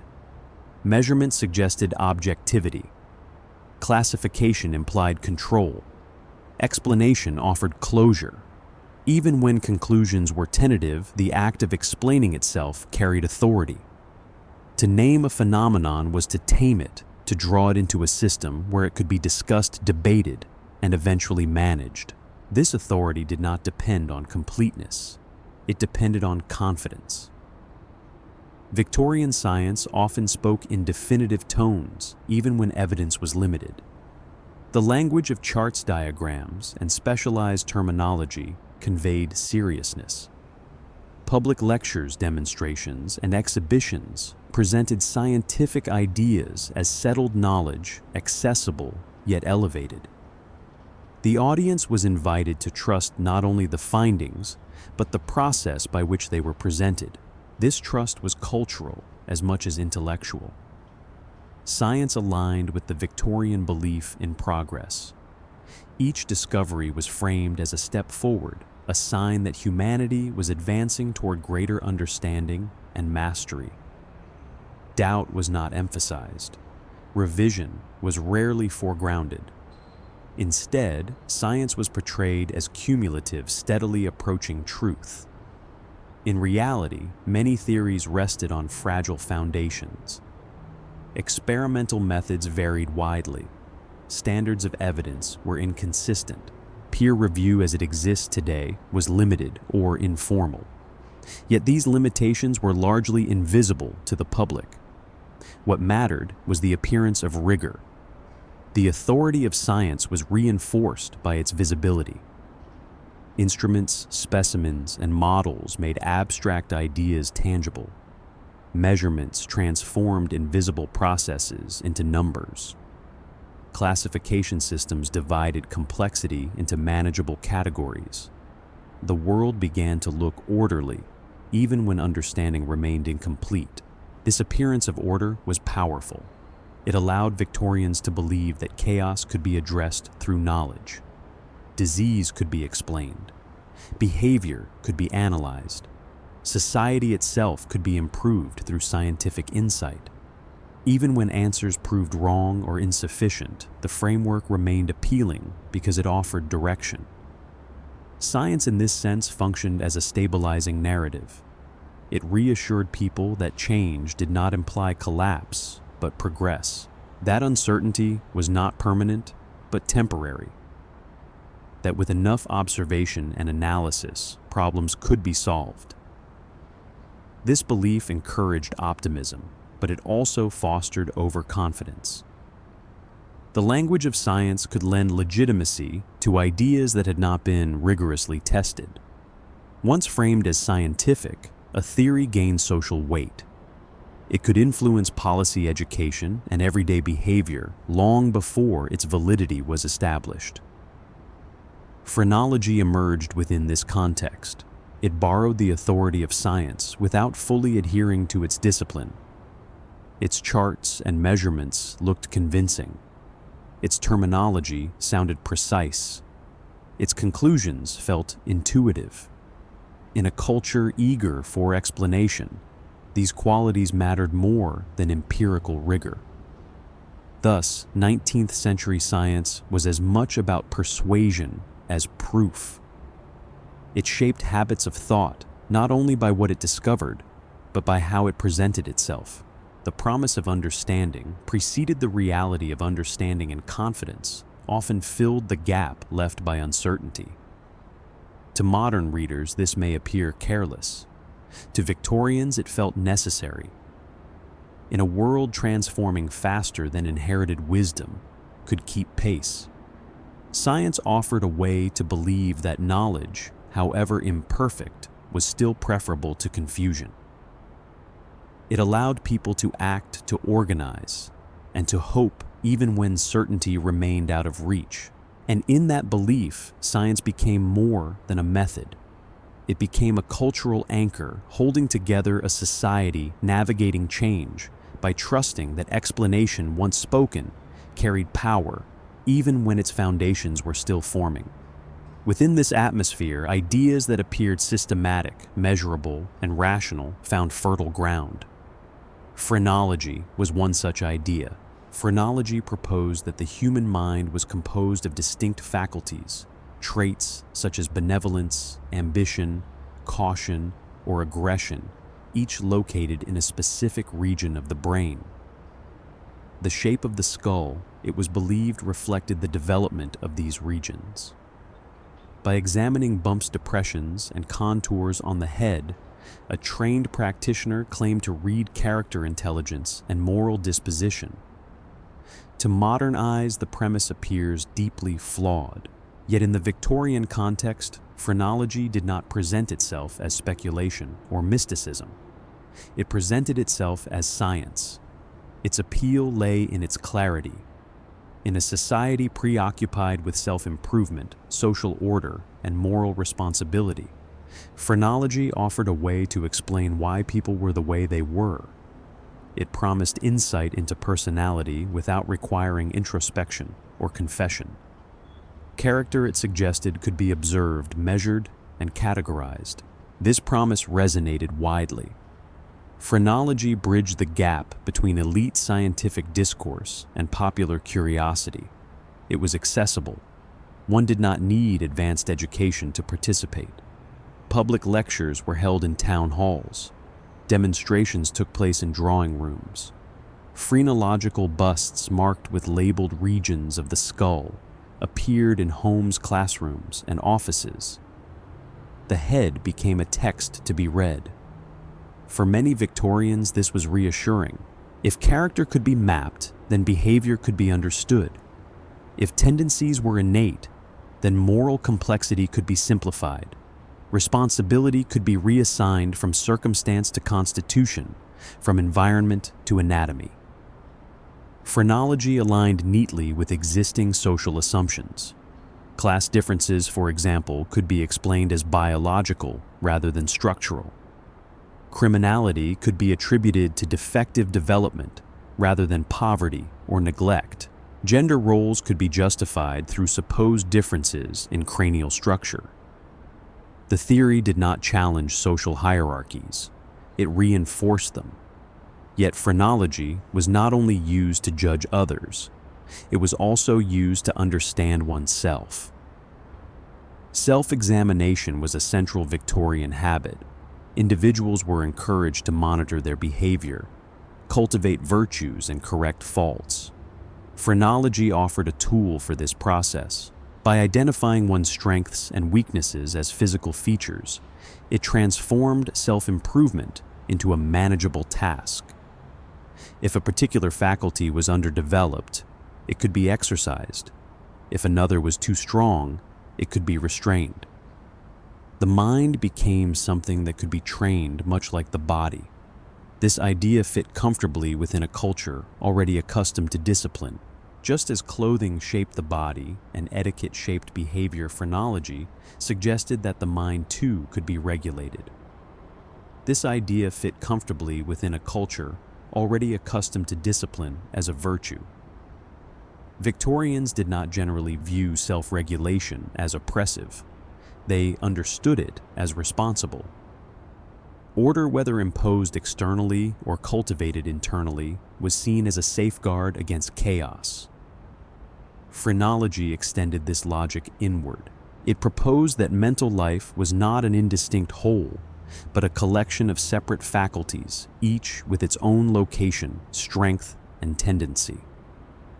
Once mapped, these faculties could be monitored and managed.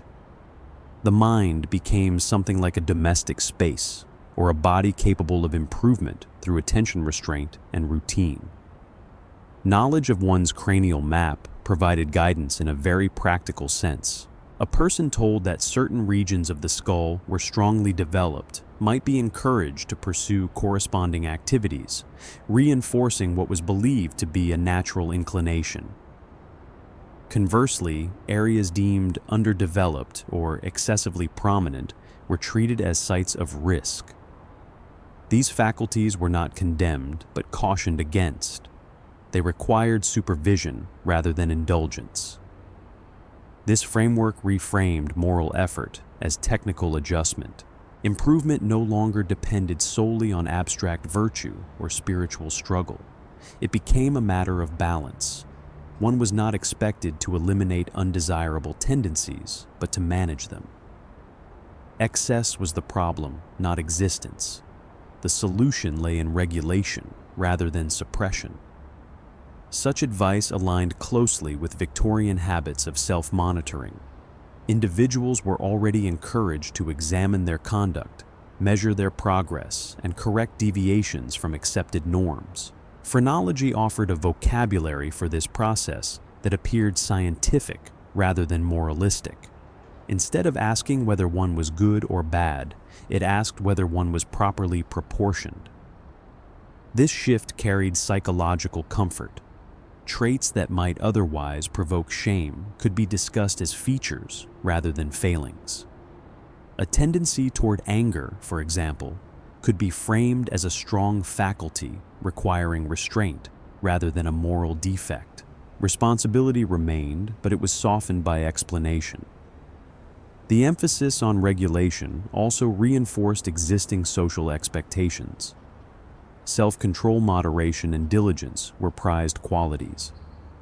Phrenological guidance rarely encouraged radical change. It promoted adjustment within established boundaries.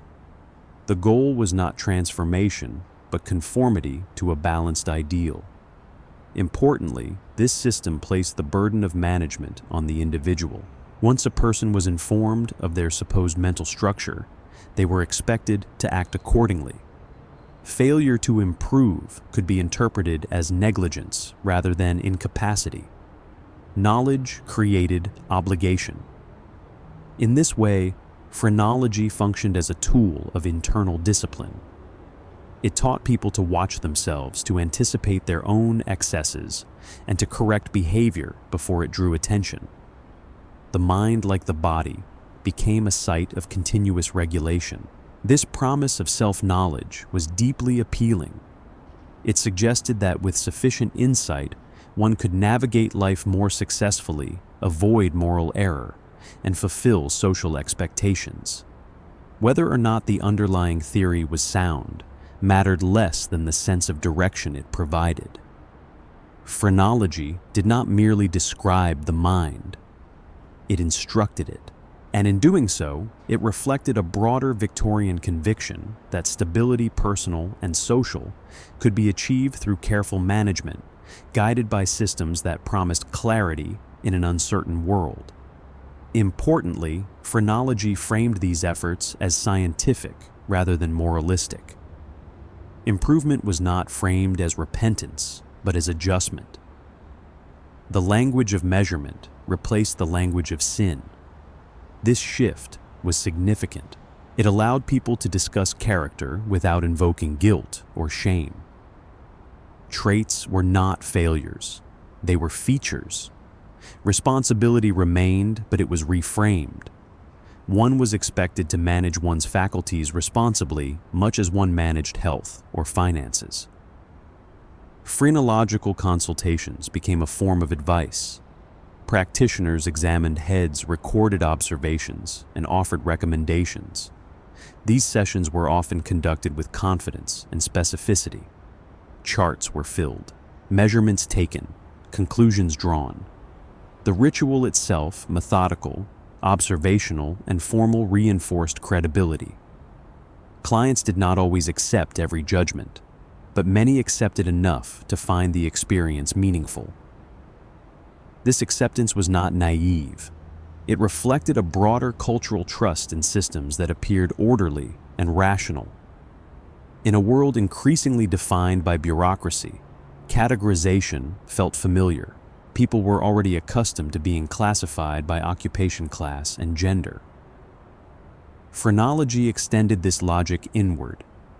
The brain, once mysterious, became legible. Critics did exist. Some medical professionals questioned the theory's assumptions. Others challenged its evidentiary basis. But criticism often remained confined to academic circles.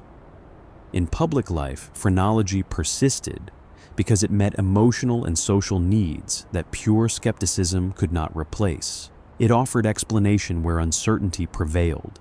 It also offered distance. By attributing behavior to cranial structure, phrenology reduced the discomfort of moral judgment. One could observe difference without confronting complexity.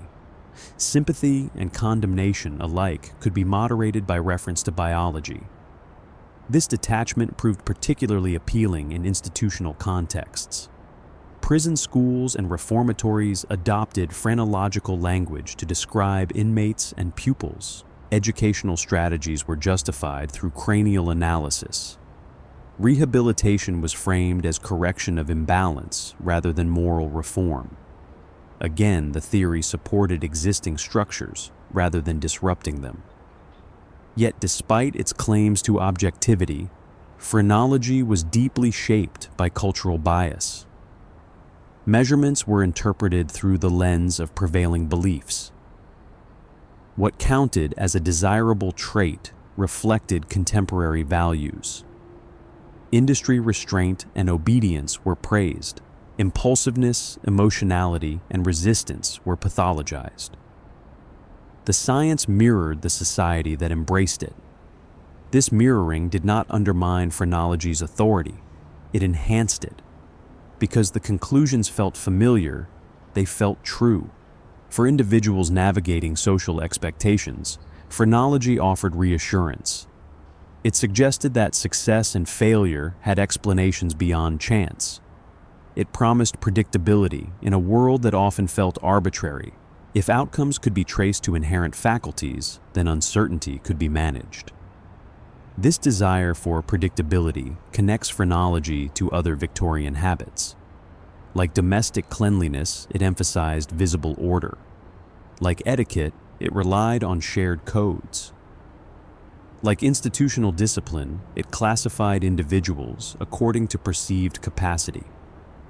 In each case, complexity was reduced to system. The popularity of phrenology declined gradually as scientific understanding advanced. Advances in neurology, psychology, and experimental method exposed its limitations.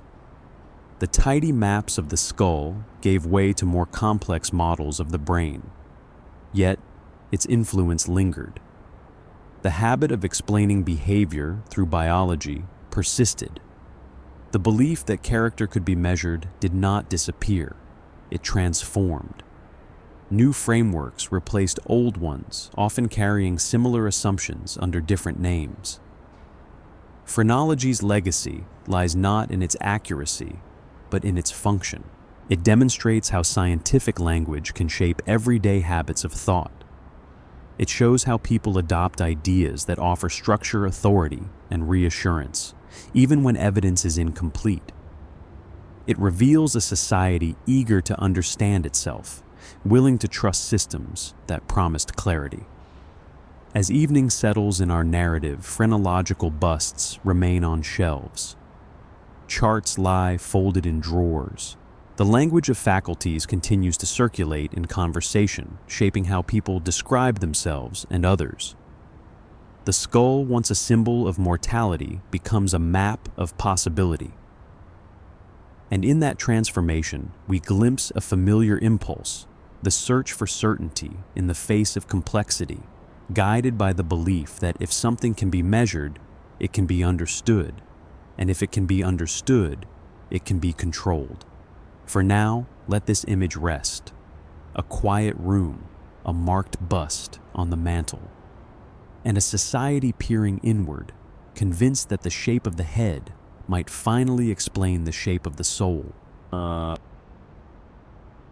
In the Victorian world, illness was common, explanations were incomplete, and relief was urgently desired. This combination created a fertile ground for promises. Medical knowledge during much of the 19th century was uneven, fragmented, and in constant negotiation with itself. Physicians did not operate within a unified framework of understanding. Causes of illness were debated vigorously, often without resolution. One practitioner might attribute a condition to environmental exposure, another to constitutional weakness, another to moral or emotional imbalance. These explanations did not merely coexist. They competed, each supported by its own logic and tradition. Treatments varied accordingly. Bleeding, purging, blistering, dietary regulation, rest stimulation, and restraint were all employed sometimes for the same condition, and sometimes in direct contradiction to one another. What was considered beneficial in one decade might be questioned or abandoned in the next. Medical practice was shaped as much by habit training and local custom as by evidence.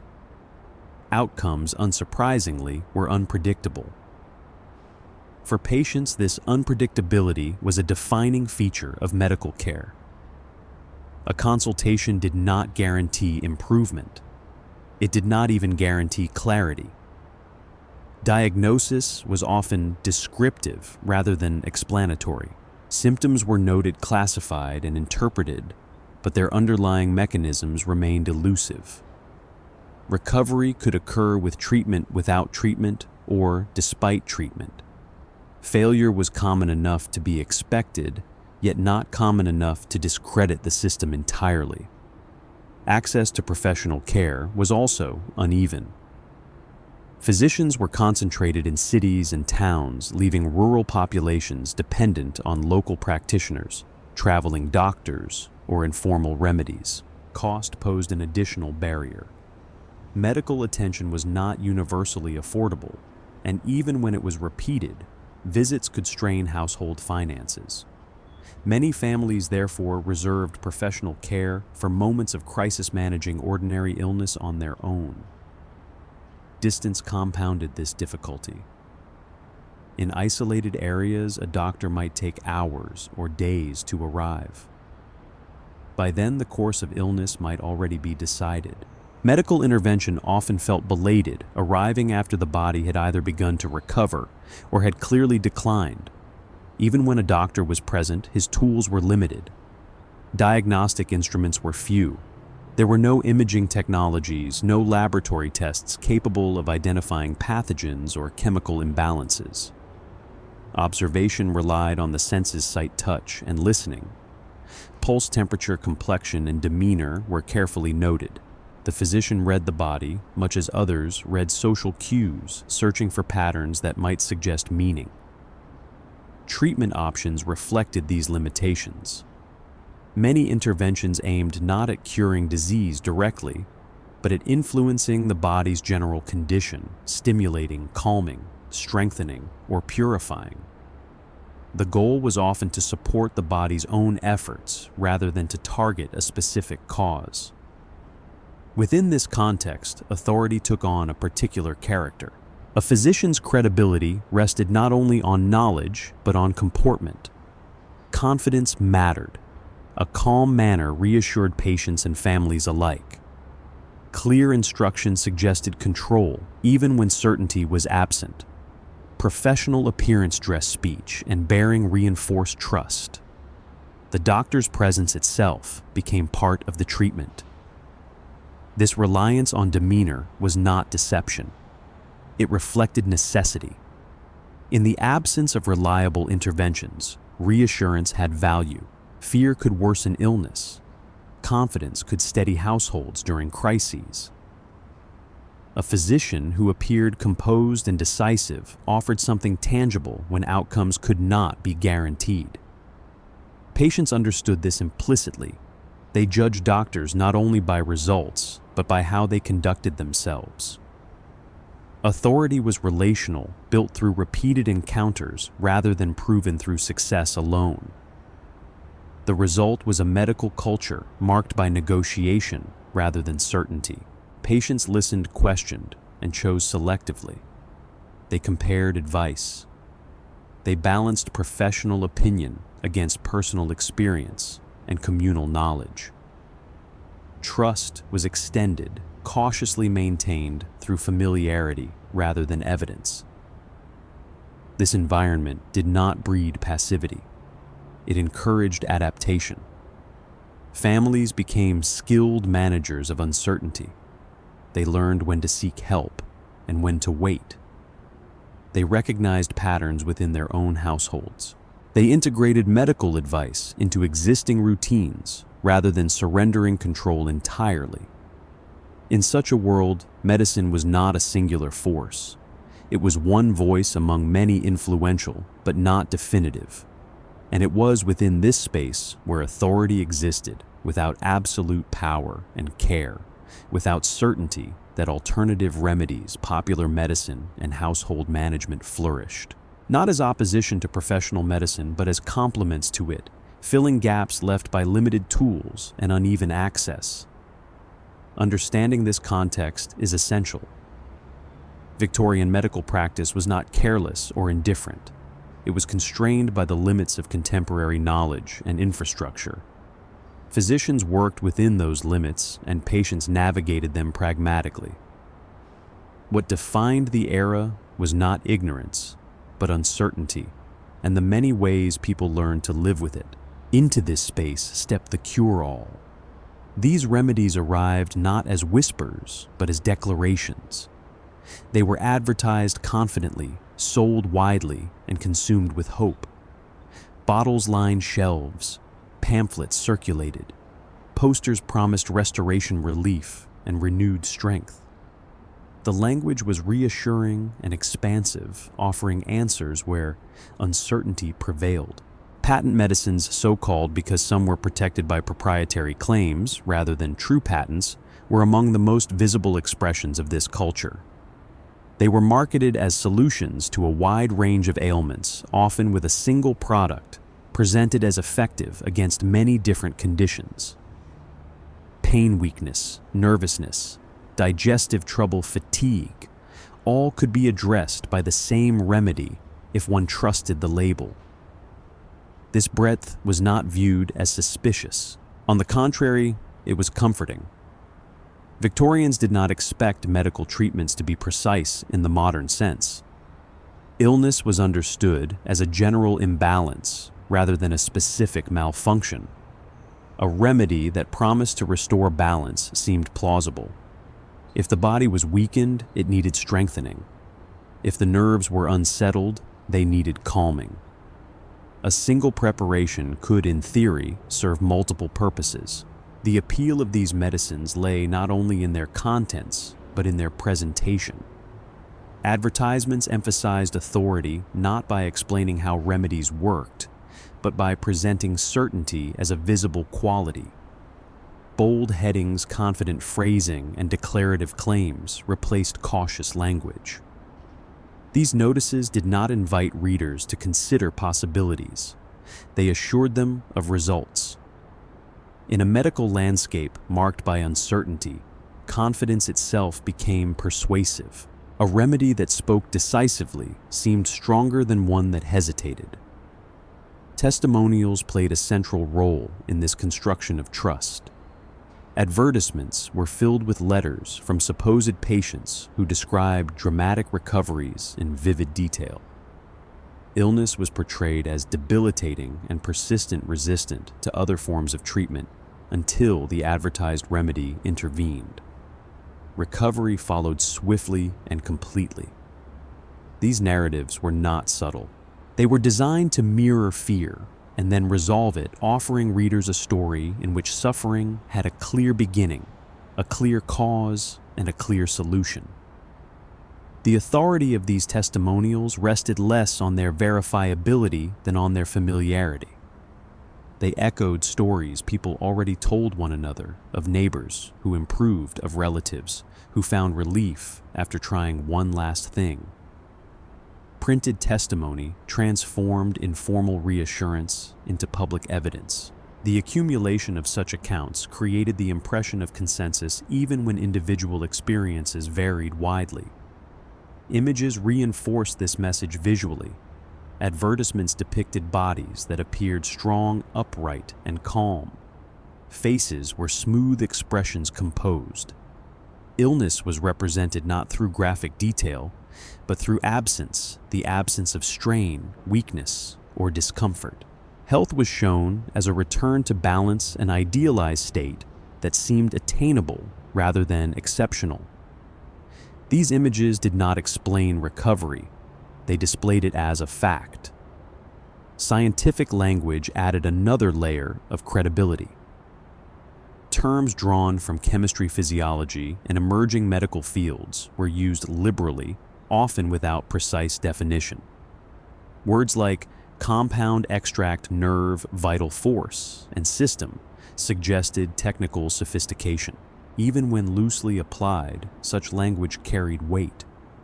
It aligned the remedy with the broader cultural authority of science, signaling that it belonged to the modern world, rather than to folk tradition or superstition. This language did not need to be accurate to be effective. It needed only to sound systematic. By borrowing the vocabulary of laboratories and lectures, advertisements positioned remedies within a framework of progress. The implication was clear: this was not guesswork, but knowledge. Knowledge refined, bottled, and made accessible to the public. Importantly, advertisements rarely acknowledged uncertainty. Side effects, failures, and limitations were omitted. Doubt was excluded from the narrative. In doing so, these texts offered something increasingly rare in Victorian medical experience: clarity. Even if the clarity was constructed, it was comforting. Together, authority, testimony, imagery, and scientific language formed a cohesive message. They reassured consumers that relief was not a matter of chance, but of choice. To purchase the remedy was to align oneself with modern understanding, with progress, and with a community of others who had already benefited. In a world where illness often felt arbitrary and explanations conflicted, this promise mattered. Advertising did not merely sell medicine. It sold confidence, the belief that health could be restored through informed action, guided by knowledge that appeared solid, organized, and trustworthy. And for many, that belief was powerful enough to sustain hope, even when certainty remained just out of reach. For consumers, this mattered. To purchase a bottled remedy was to take action. It transformed illness from a passive experience into a problem that could be addressed. Even when outcomes were uncertain, the act of choosing and administering treatment offered a sense of agency. This agency was especially important in households where responsibility for health fell largely on family members rather than professionals. Women in particular were often tasked with managing minor ailments, chronic discomfort, and the general well-being of the household. Patent medicines provided tools for this work. They were accessible, affordable, and easy to use. No diagnosis was required. No explanation needed to be sought. Relief was available immediately. Advice manuals and advertisements reinforced this role. They spoke directly to caretakers, framing vigilance and responsiveness as virtues. To keep remedies on hand was presented as prudent. To administer them promptly was an expression of care. Trust played a central role in this system. Consumers trusted brands' names and repetition. Familiarity bred confidence. A product that appeared consistently in newspapers or shop windows gained legitimacy through visibility. Longevity suggested reliability. If a remedy had been sold for years, it was assumed to have proven itself. This trust was rarely blind. People compared experiences. Neighbors shared recommendations. Successes were remembered more readily than failures. A remedy that seemed to help even once could secure lasting loyalty.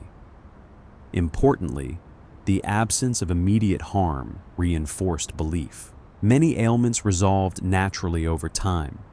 Improvement following treatment was attributed to the medicine rather than coincidence. The remedy gained credit for recovery even when its role was unclear. This pattern was not unique to Victorian society, but it was intensified by the era's medical uncertainty. Professional medicine did not always offer better outcomes. In some cases, interventions were invasive or ineffective. Against this backdrop, patent medicines appeared no less reasonable than prescribed treatments. They were simply another option within a broad and uncertain landscape. Critics did exist. Medical journals occasionally questioned the claims of popular remedies. Some reformers argued for greater regulation, yet skepticism struggled to gain traction against the emotional appeal of hope. A bottle promising relief spoke more directly to suffering than abstract warnings about evidence. Advertising amplified this effect. Victorian advertisements were sophisticated in their understanding of audience psychology. They did not merely describe products, they told stories. Narratives of decline and recovery mirrored readers' fears and aspirations. Illness was framed as an interruption, not a fate. Health was depicted as a return to normalcy, attainable through the right choice. The language was confident, sometimes absolute. Guarantees were offered, endorsements implied. The tone suggested certainty in a world that rarely provided it. For many, this certainty was itself therapeutic. The habit of self-medication became woven into daily life. Remedies were taken preventively, not only reactively.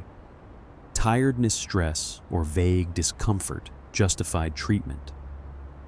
The boundary between illness and health blurred, replaced by a continuum managed through consumption. This approach aligned with broader Victorian habits of self-regulation. Just as individuals disciplined their bodies through clothing and behavior through etiquette, they managed health through routine intervention. Medicine became another tool for maintaining order, applied regularly to prevent disruption. Yet this system, had limitations. Because remedies were marketed broadly, their effects were unpredictable.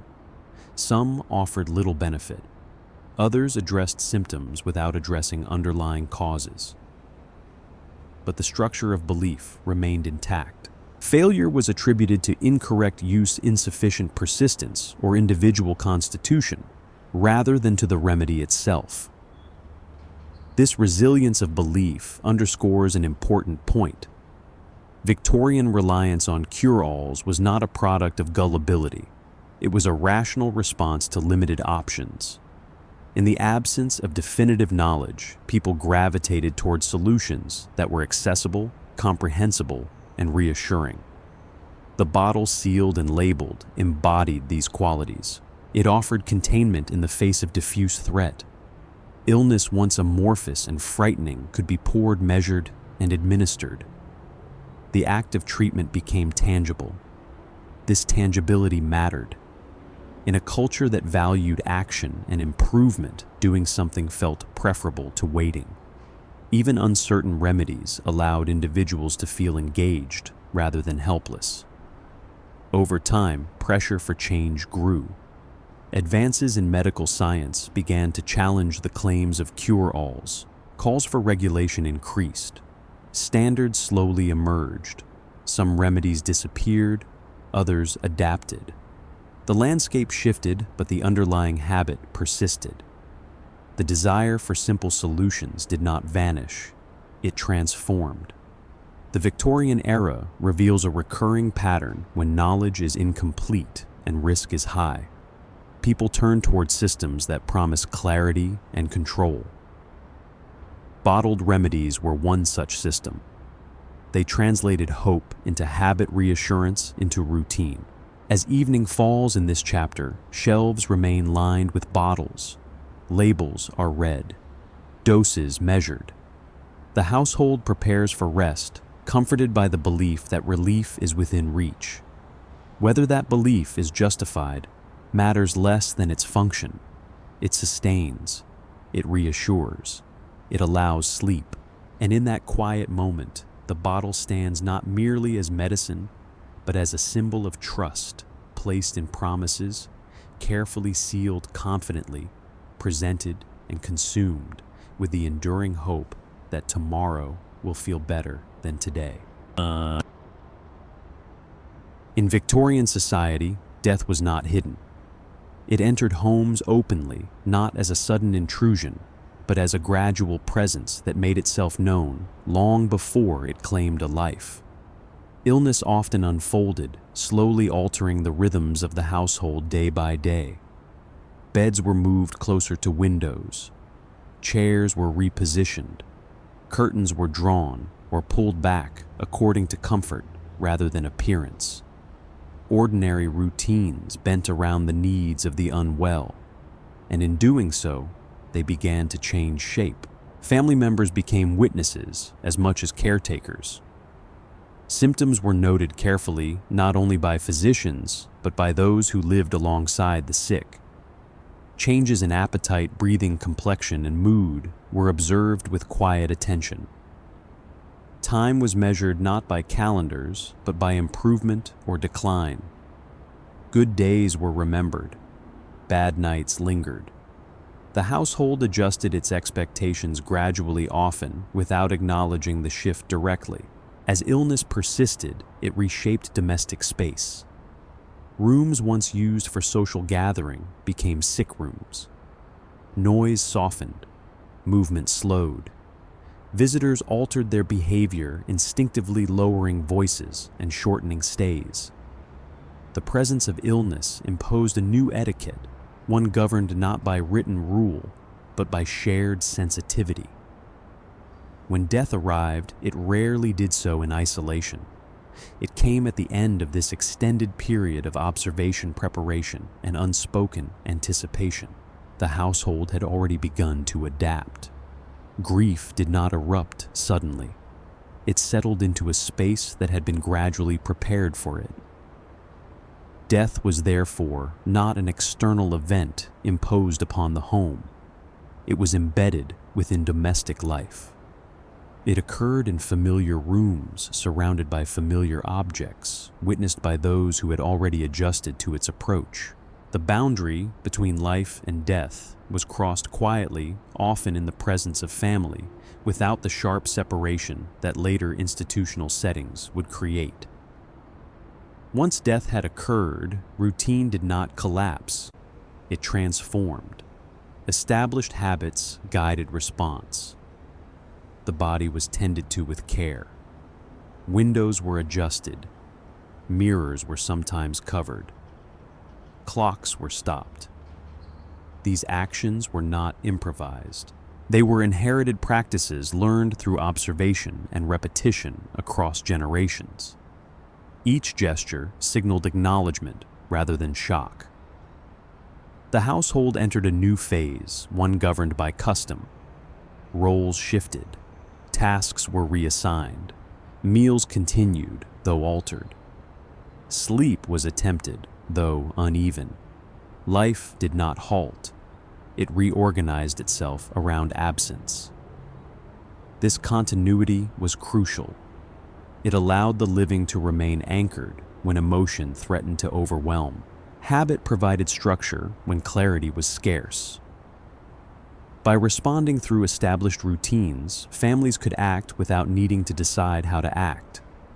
In this way, death exercised authority not through disruption, but through reordering. It reshaped daily life by redirecting attention, slowing pace, and redefining purpose. The household moved differently, spoke differently, existed differently, but it continued. To Victorian families, this was not avoidance. It was endurance. Death was understood as part of the domestic cycle, something to be met with composure rather than surprise. Its presence was acknowledged openly, its consequences managed collectively, and its memory absorbed into the fabric of daily life through ritual and repetition. And so death lingered, not as spectacle, but as a quiet force, reshaping rooms, routines, and relationships with a gravity few other events possessed, precisely because it was faced not once, but gradually together and within the ordinary spaces of home. Grief in this world was not left to personal instinct. It was taught. The Victorians believed that sorrow, like health or behavior, required regulation. Uncontrolled grief was thought to endanger both the individual and the social order. Excessive emotion could undermine composure. Insufficient mourning could suggest moral deficiency. Between these extremes lay a carefully defined path, one that transformed loss into ritual. This path was structured by time. Mourning followed schedules as precise as those governing work, or social visits governed by conventions that were widely understood, even when they were rarely written down. The death of a close family member initiated a clearly defined period known as full mourning, a phase marked by strict expectations about how one should behave, appear, and participate in public life. These expectations were not advisory. They functioned as obligations quietly enforced through social observation and collective memory. During full mourning, clothing darkened immediately and unmistakably. Black fabric signaled loss before any words were spoken. It announced that the wearer had entered a different temporal state, one set apart from ordinary life. This visual marker was not decorative. It served as a public declaration that normal interaction was suspended. Others adjusted their behavior, accordingly moderating conversation, limiting requests, and lowering expectations. Social engagement ceased almost entirely. Invitations were declined as a matter of course. Visits were restricted to close relations or those specifically associated with mourning rituals. Entertainment, travel, and public celebration were considered inappropriate. The bereaved withdrew from social circulation not solely because grief demanded solitude, but because participation itself would violate shared norms. To appear unchanged after loss would invite judgment, suggesting emotional coldness or moral deficiency. public presence diminished in visible ways. Appearances became infrequent and purposeful. When the bereaved did venture out, movements were restrained, interactions brief. Silence and seriousness replaced ease.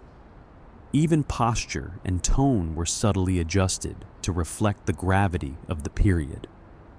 Mourning was not only felt, it was performed through restraint. This withdrawal served a dual function. On a personal level, it provided space for grief to unfold without the pressure of social engagement. On a social level, it reassured others that loss was being acknowledged appropriately. Grief, when made visible through absence, was legible and therefore acceptable. The expectation of withdrawal also relieved the bereaved of certain responsibilities. Work correspondence and social obligations were temporarily suspended. This exemption was not framed as indulgence, but as necessity. Mourning altered one's status within society, granting a limited reprieve from normal demands, but only within clearly defined boundaries. Time structured this reprieve carefully. Full mourning did not last indefinitely. Its duration varied according to relationship, longer for spouses or children, shorter for more distant relatives, but it was always finite. The passage of time mattered. It signaled progress not toward forgetting, but toward controlled endurance. As weeks passed, restrictions eased incrementally. Clothing might shift from deep black to muted tones. Limited social contact resumed. Public presence increased cautiously. These transitions were observed closely by others who read them as indicators of emotional adjustment. Too rapid a return suggested insensitivity. Too prolonged a withdrawal risked being seen as excessive or unstable. Thus, mourning schedules regulated not only sorrow, but recovery. They offered a shared timeline that balanced compassion with expectation. Grief was allowed, even honored, but it was not permitted to remain undefined. By structuring loss through time and habit, Victorian society transformed a profoundly personal experience into a collective process, one that could be recognized, respected, and eventually brought back within the rhythms of everyday life. Withdrawal in this context was not isolation. It was participation in a social language of loss, spoken through absence's dark fabric and carefully measured time. Time itself became symbolic. Weeks and months were assigned meaning. The gradual easing of restrictions marked progress not toward forgetting, but toward acceptable endurance. Mourning attire shifted slowly from deep black to muted shades. Jewelry changed. Fabric softened. These transitions signaled to others that grief was being managed properly. Clothing once again played a central role. Just as garments shaped the body for public life, mourning dress shaped sorrow for social visibility. Black clothing announced loss without requiring explanation. It protected the bereaved from unwanted interaction while also making grief legible. One did not need to ask whether someone was in mourning. The body communicated it. This visibility served multiple purposes.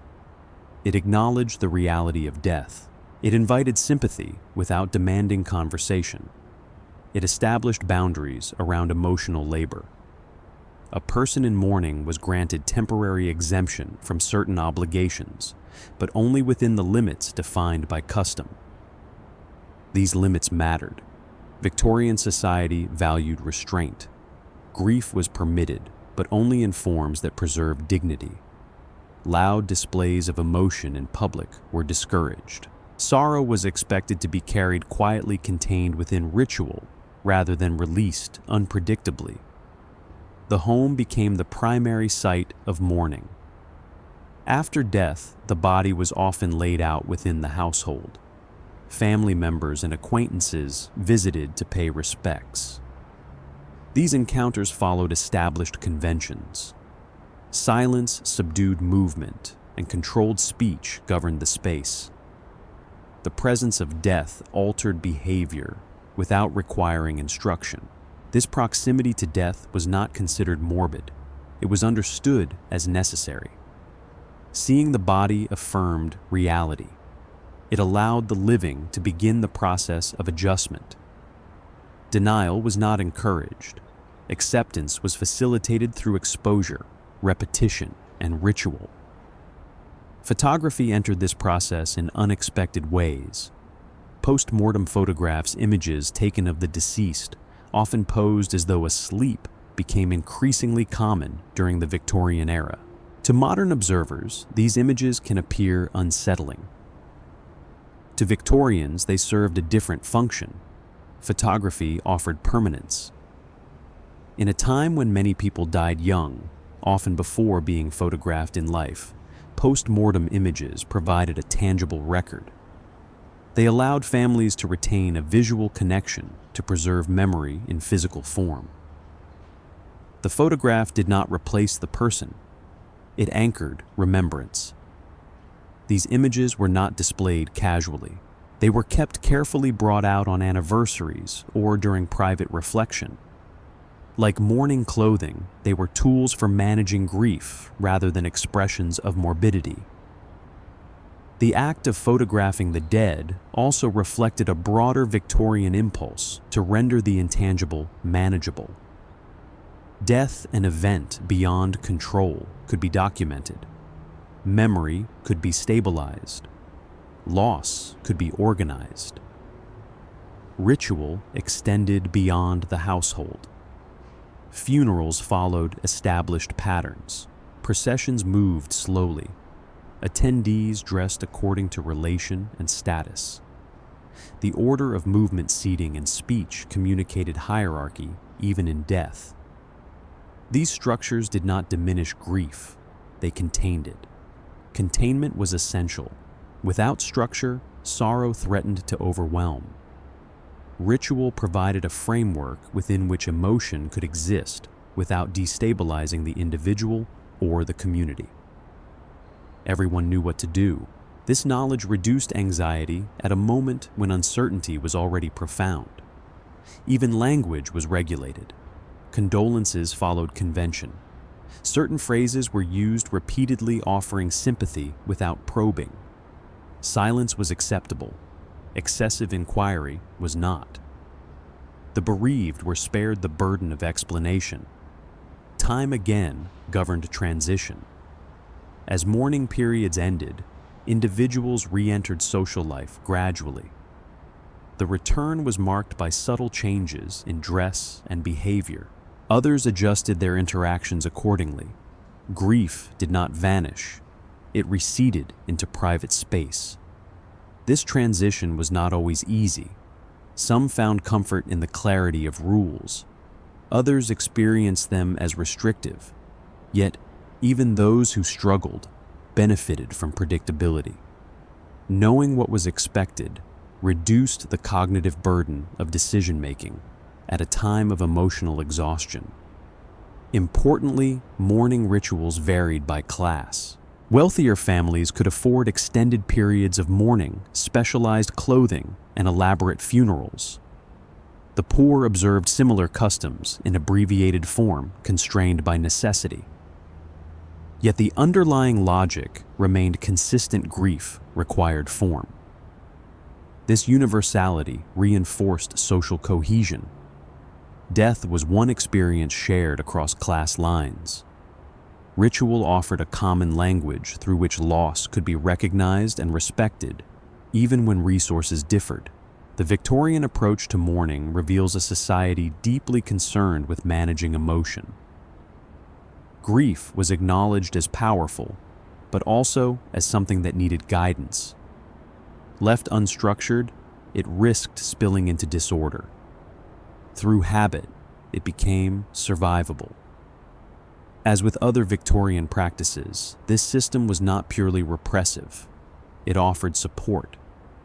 By embedding grief within routine, individuals were not left alone to navigate loss. Community recognition, visible markers, and shared expectations created a network of understanding. Sorrow was personal, but its expression was collective.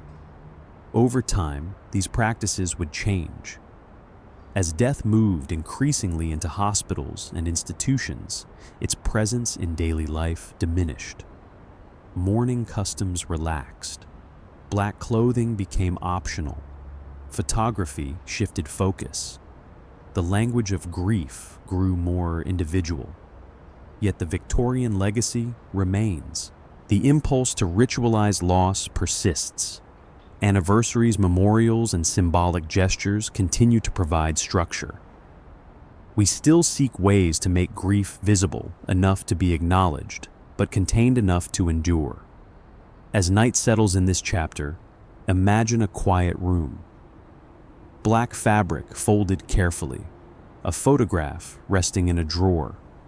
Time marked not by clocks, but by absence. In Victorian society, grief was not something one simply felt. It was something one learned how to live with step by measured step until life altered, but ongoing could resume.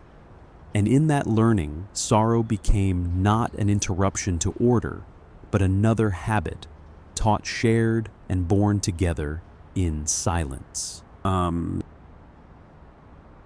By the end of the Victorian era, many of its most visible customs began to soften. Corsets loosened, calling cards disappeared, mourning dress shortened.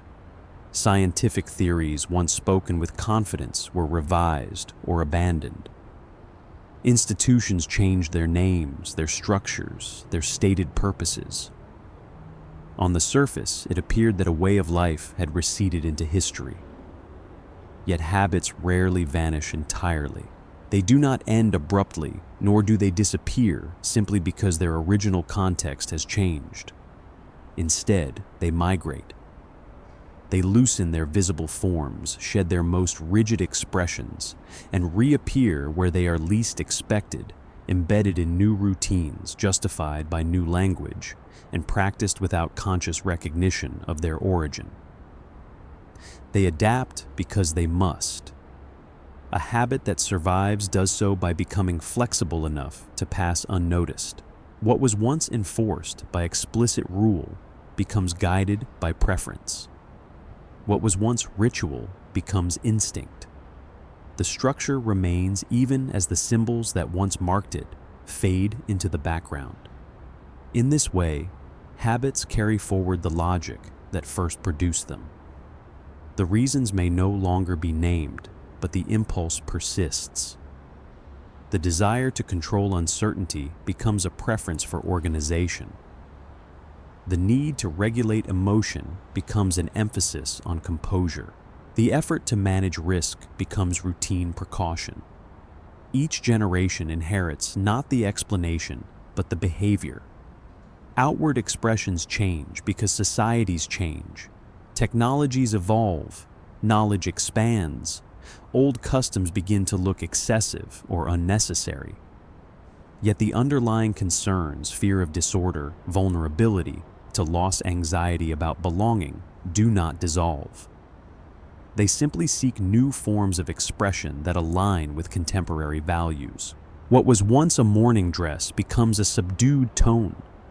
What was once a calling card becomes a delayed reply.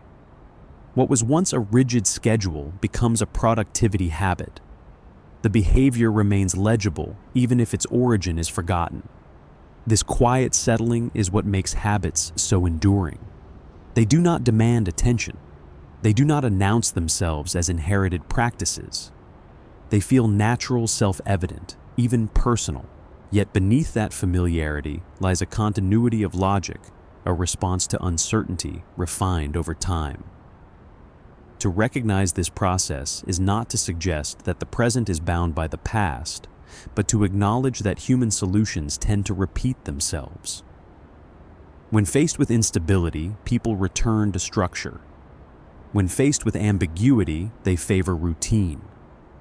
When faced with vulnerability, they seek patterns that make life feel navigable. The Victorian world did not invent this instinct. It gave it shape. And that shape, softened and reworked, still fits comfortably within modern life, quietly guiding behavior, framing expectations, and reminding us that habits do not need to endure unchanged in order to endure at all. What the Victorian era perfected was not any single custom, but a way of managing uncertainty. Faced with rapid change, incomplete knowledge, and constant threat of illness, poverty, social instability, and death, Victorian society responded by building systems of control. These systems translated fear into routine, ambiguity into rule, and vulnerability into habit. The body was disciplined so it could be trusted. The home was ordered so it could feel safe. Social interaction was ritualized so it could remain predictable.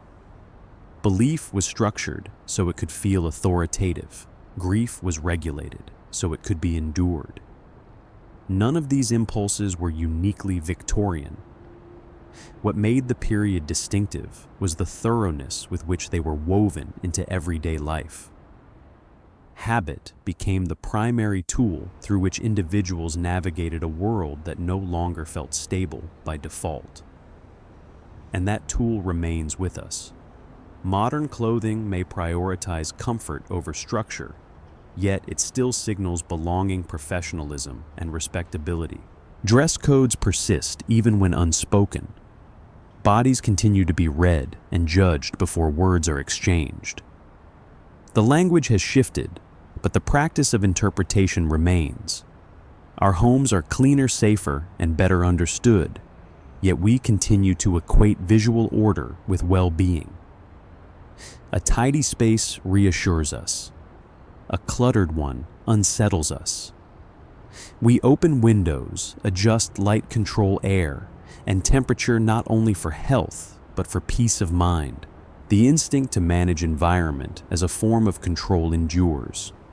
Social rituals too have evolved rather than disappeared.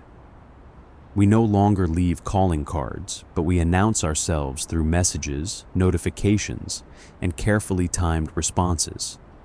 Silence still speaks. Delay still communicates distance. Visibility remains negotiated rather than absolute. Etiquette manuals have been replaced by informal norms, but the anxiety around social missteps remains strikingly familiar. Our relationship with science echoes Victorian patterns as well. We trust expertise.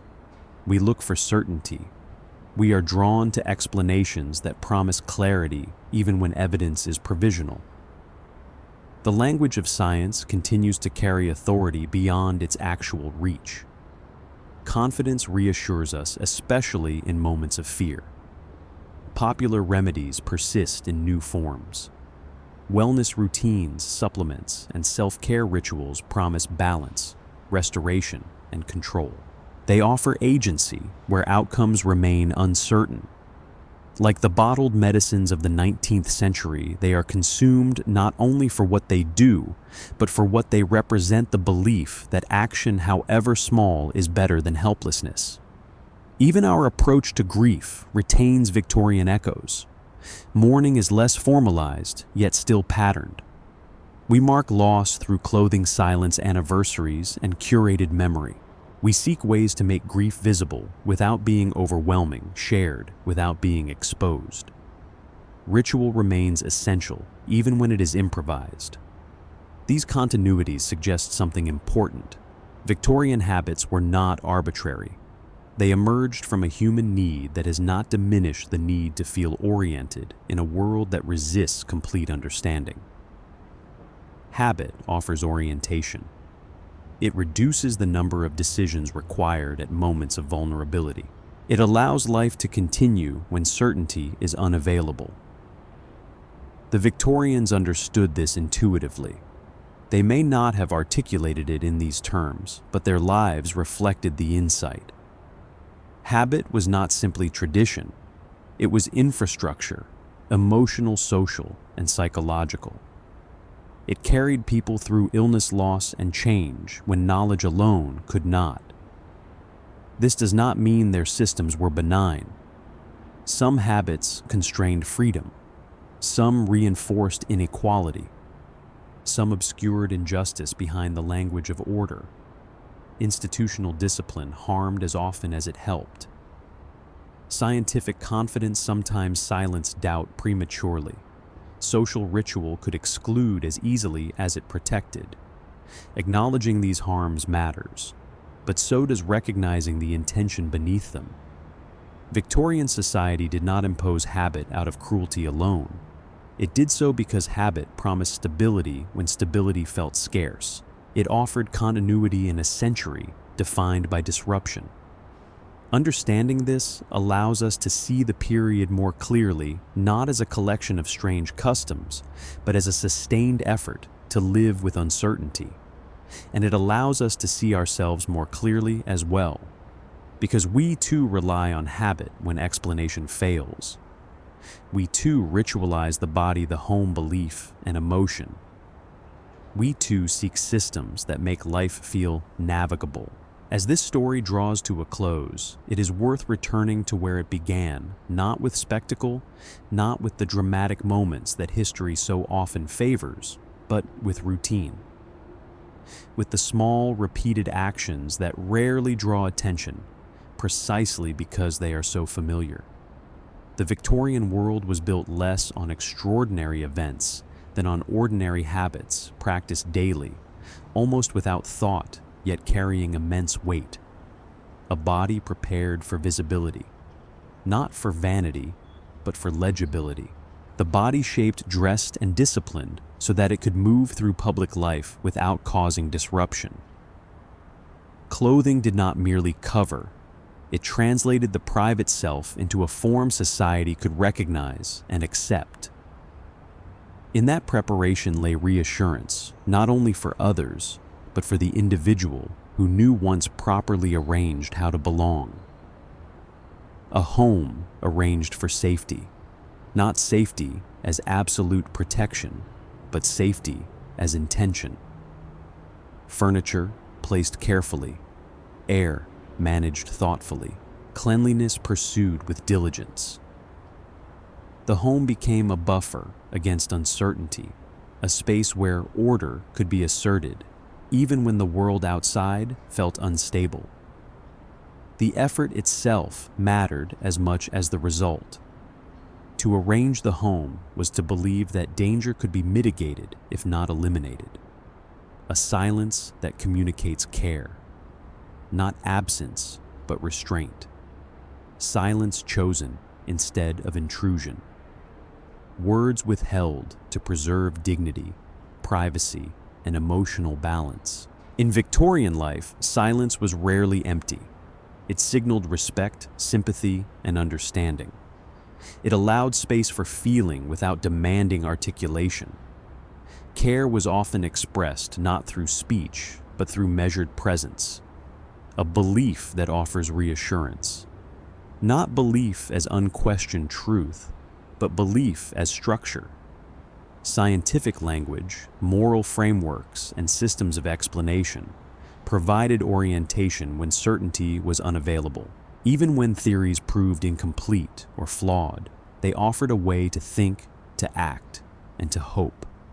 Belief steadied the mind when outcomes could not be predicted. A ritual that carries grief forward, not erasing loss, but containing it. Mourning shaped by time, dress and custom transformed sorrow into something survivable. Ritual allowed grief to exist without overwhelming. It gave loss a place within life, rather than outside it. Through repetition and form, pain was acknowledged and slowly integrated into continuity. These elements may appear modest when viewed individually. Together, they formed a framework for living in a century defined by change, uncertainty, and vulnerability. They did not promise control over fate. They promised continuity one day, following another, shaped by habits that made existence feel manageable. In returning to these routines, we see not a strange past, but a familiar impulse. The desire to prepare, arrange, restrain, believe, and ritualize has not left us. It has simply adopted new expressions. And so the story ends where it began, not with answers, but with recognition. That history lives not only in events, but in habits. That endurance is often quiet, and that across time people have learned to live not by mastering uncertainty, but by building routines sturdy enough to carry them through it one ordinary day at a time. These are not relics, they are strategies. The Victorian era did not invent them. It refined them, formalized them, and left them behind, quietly embedded in the way we still move through the world.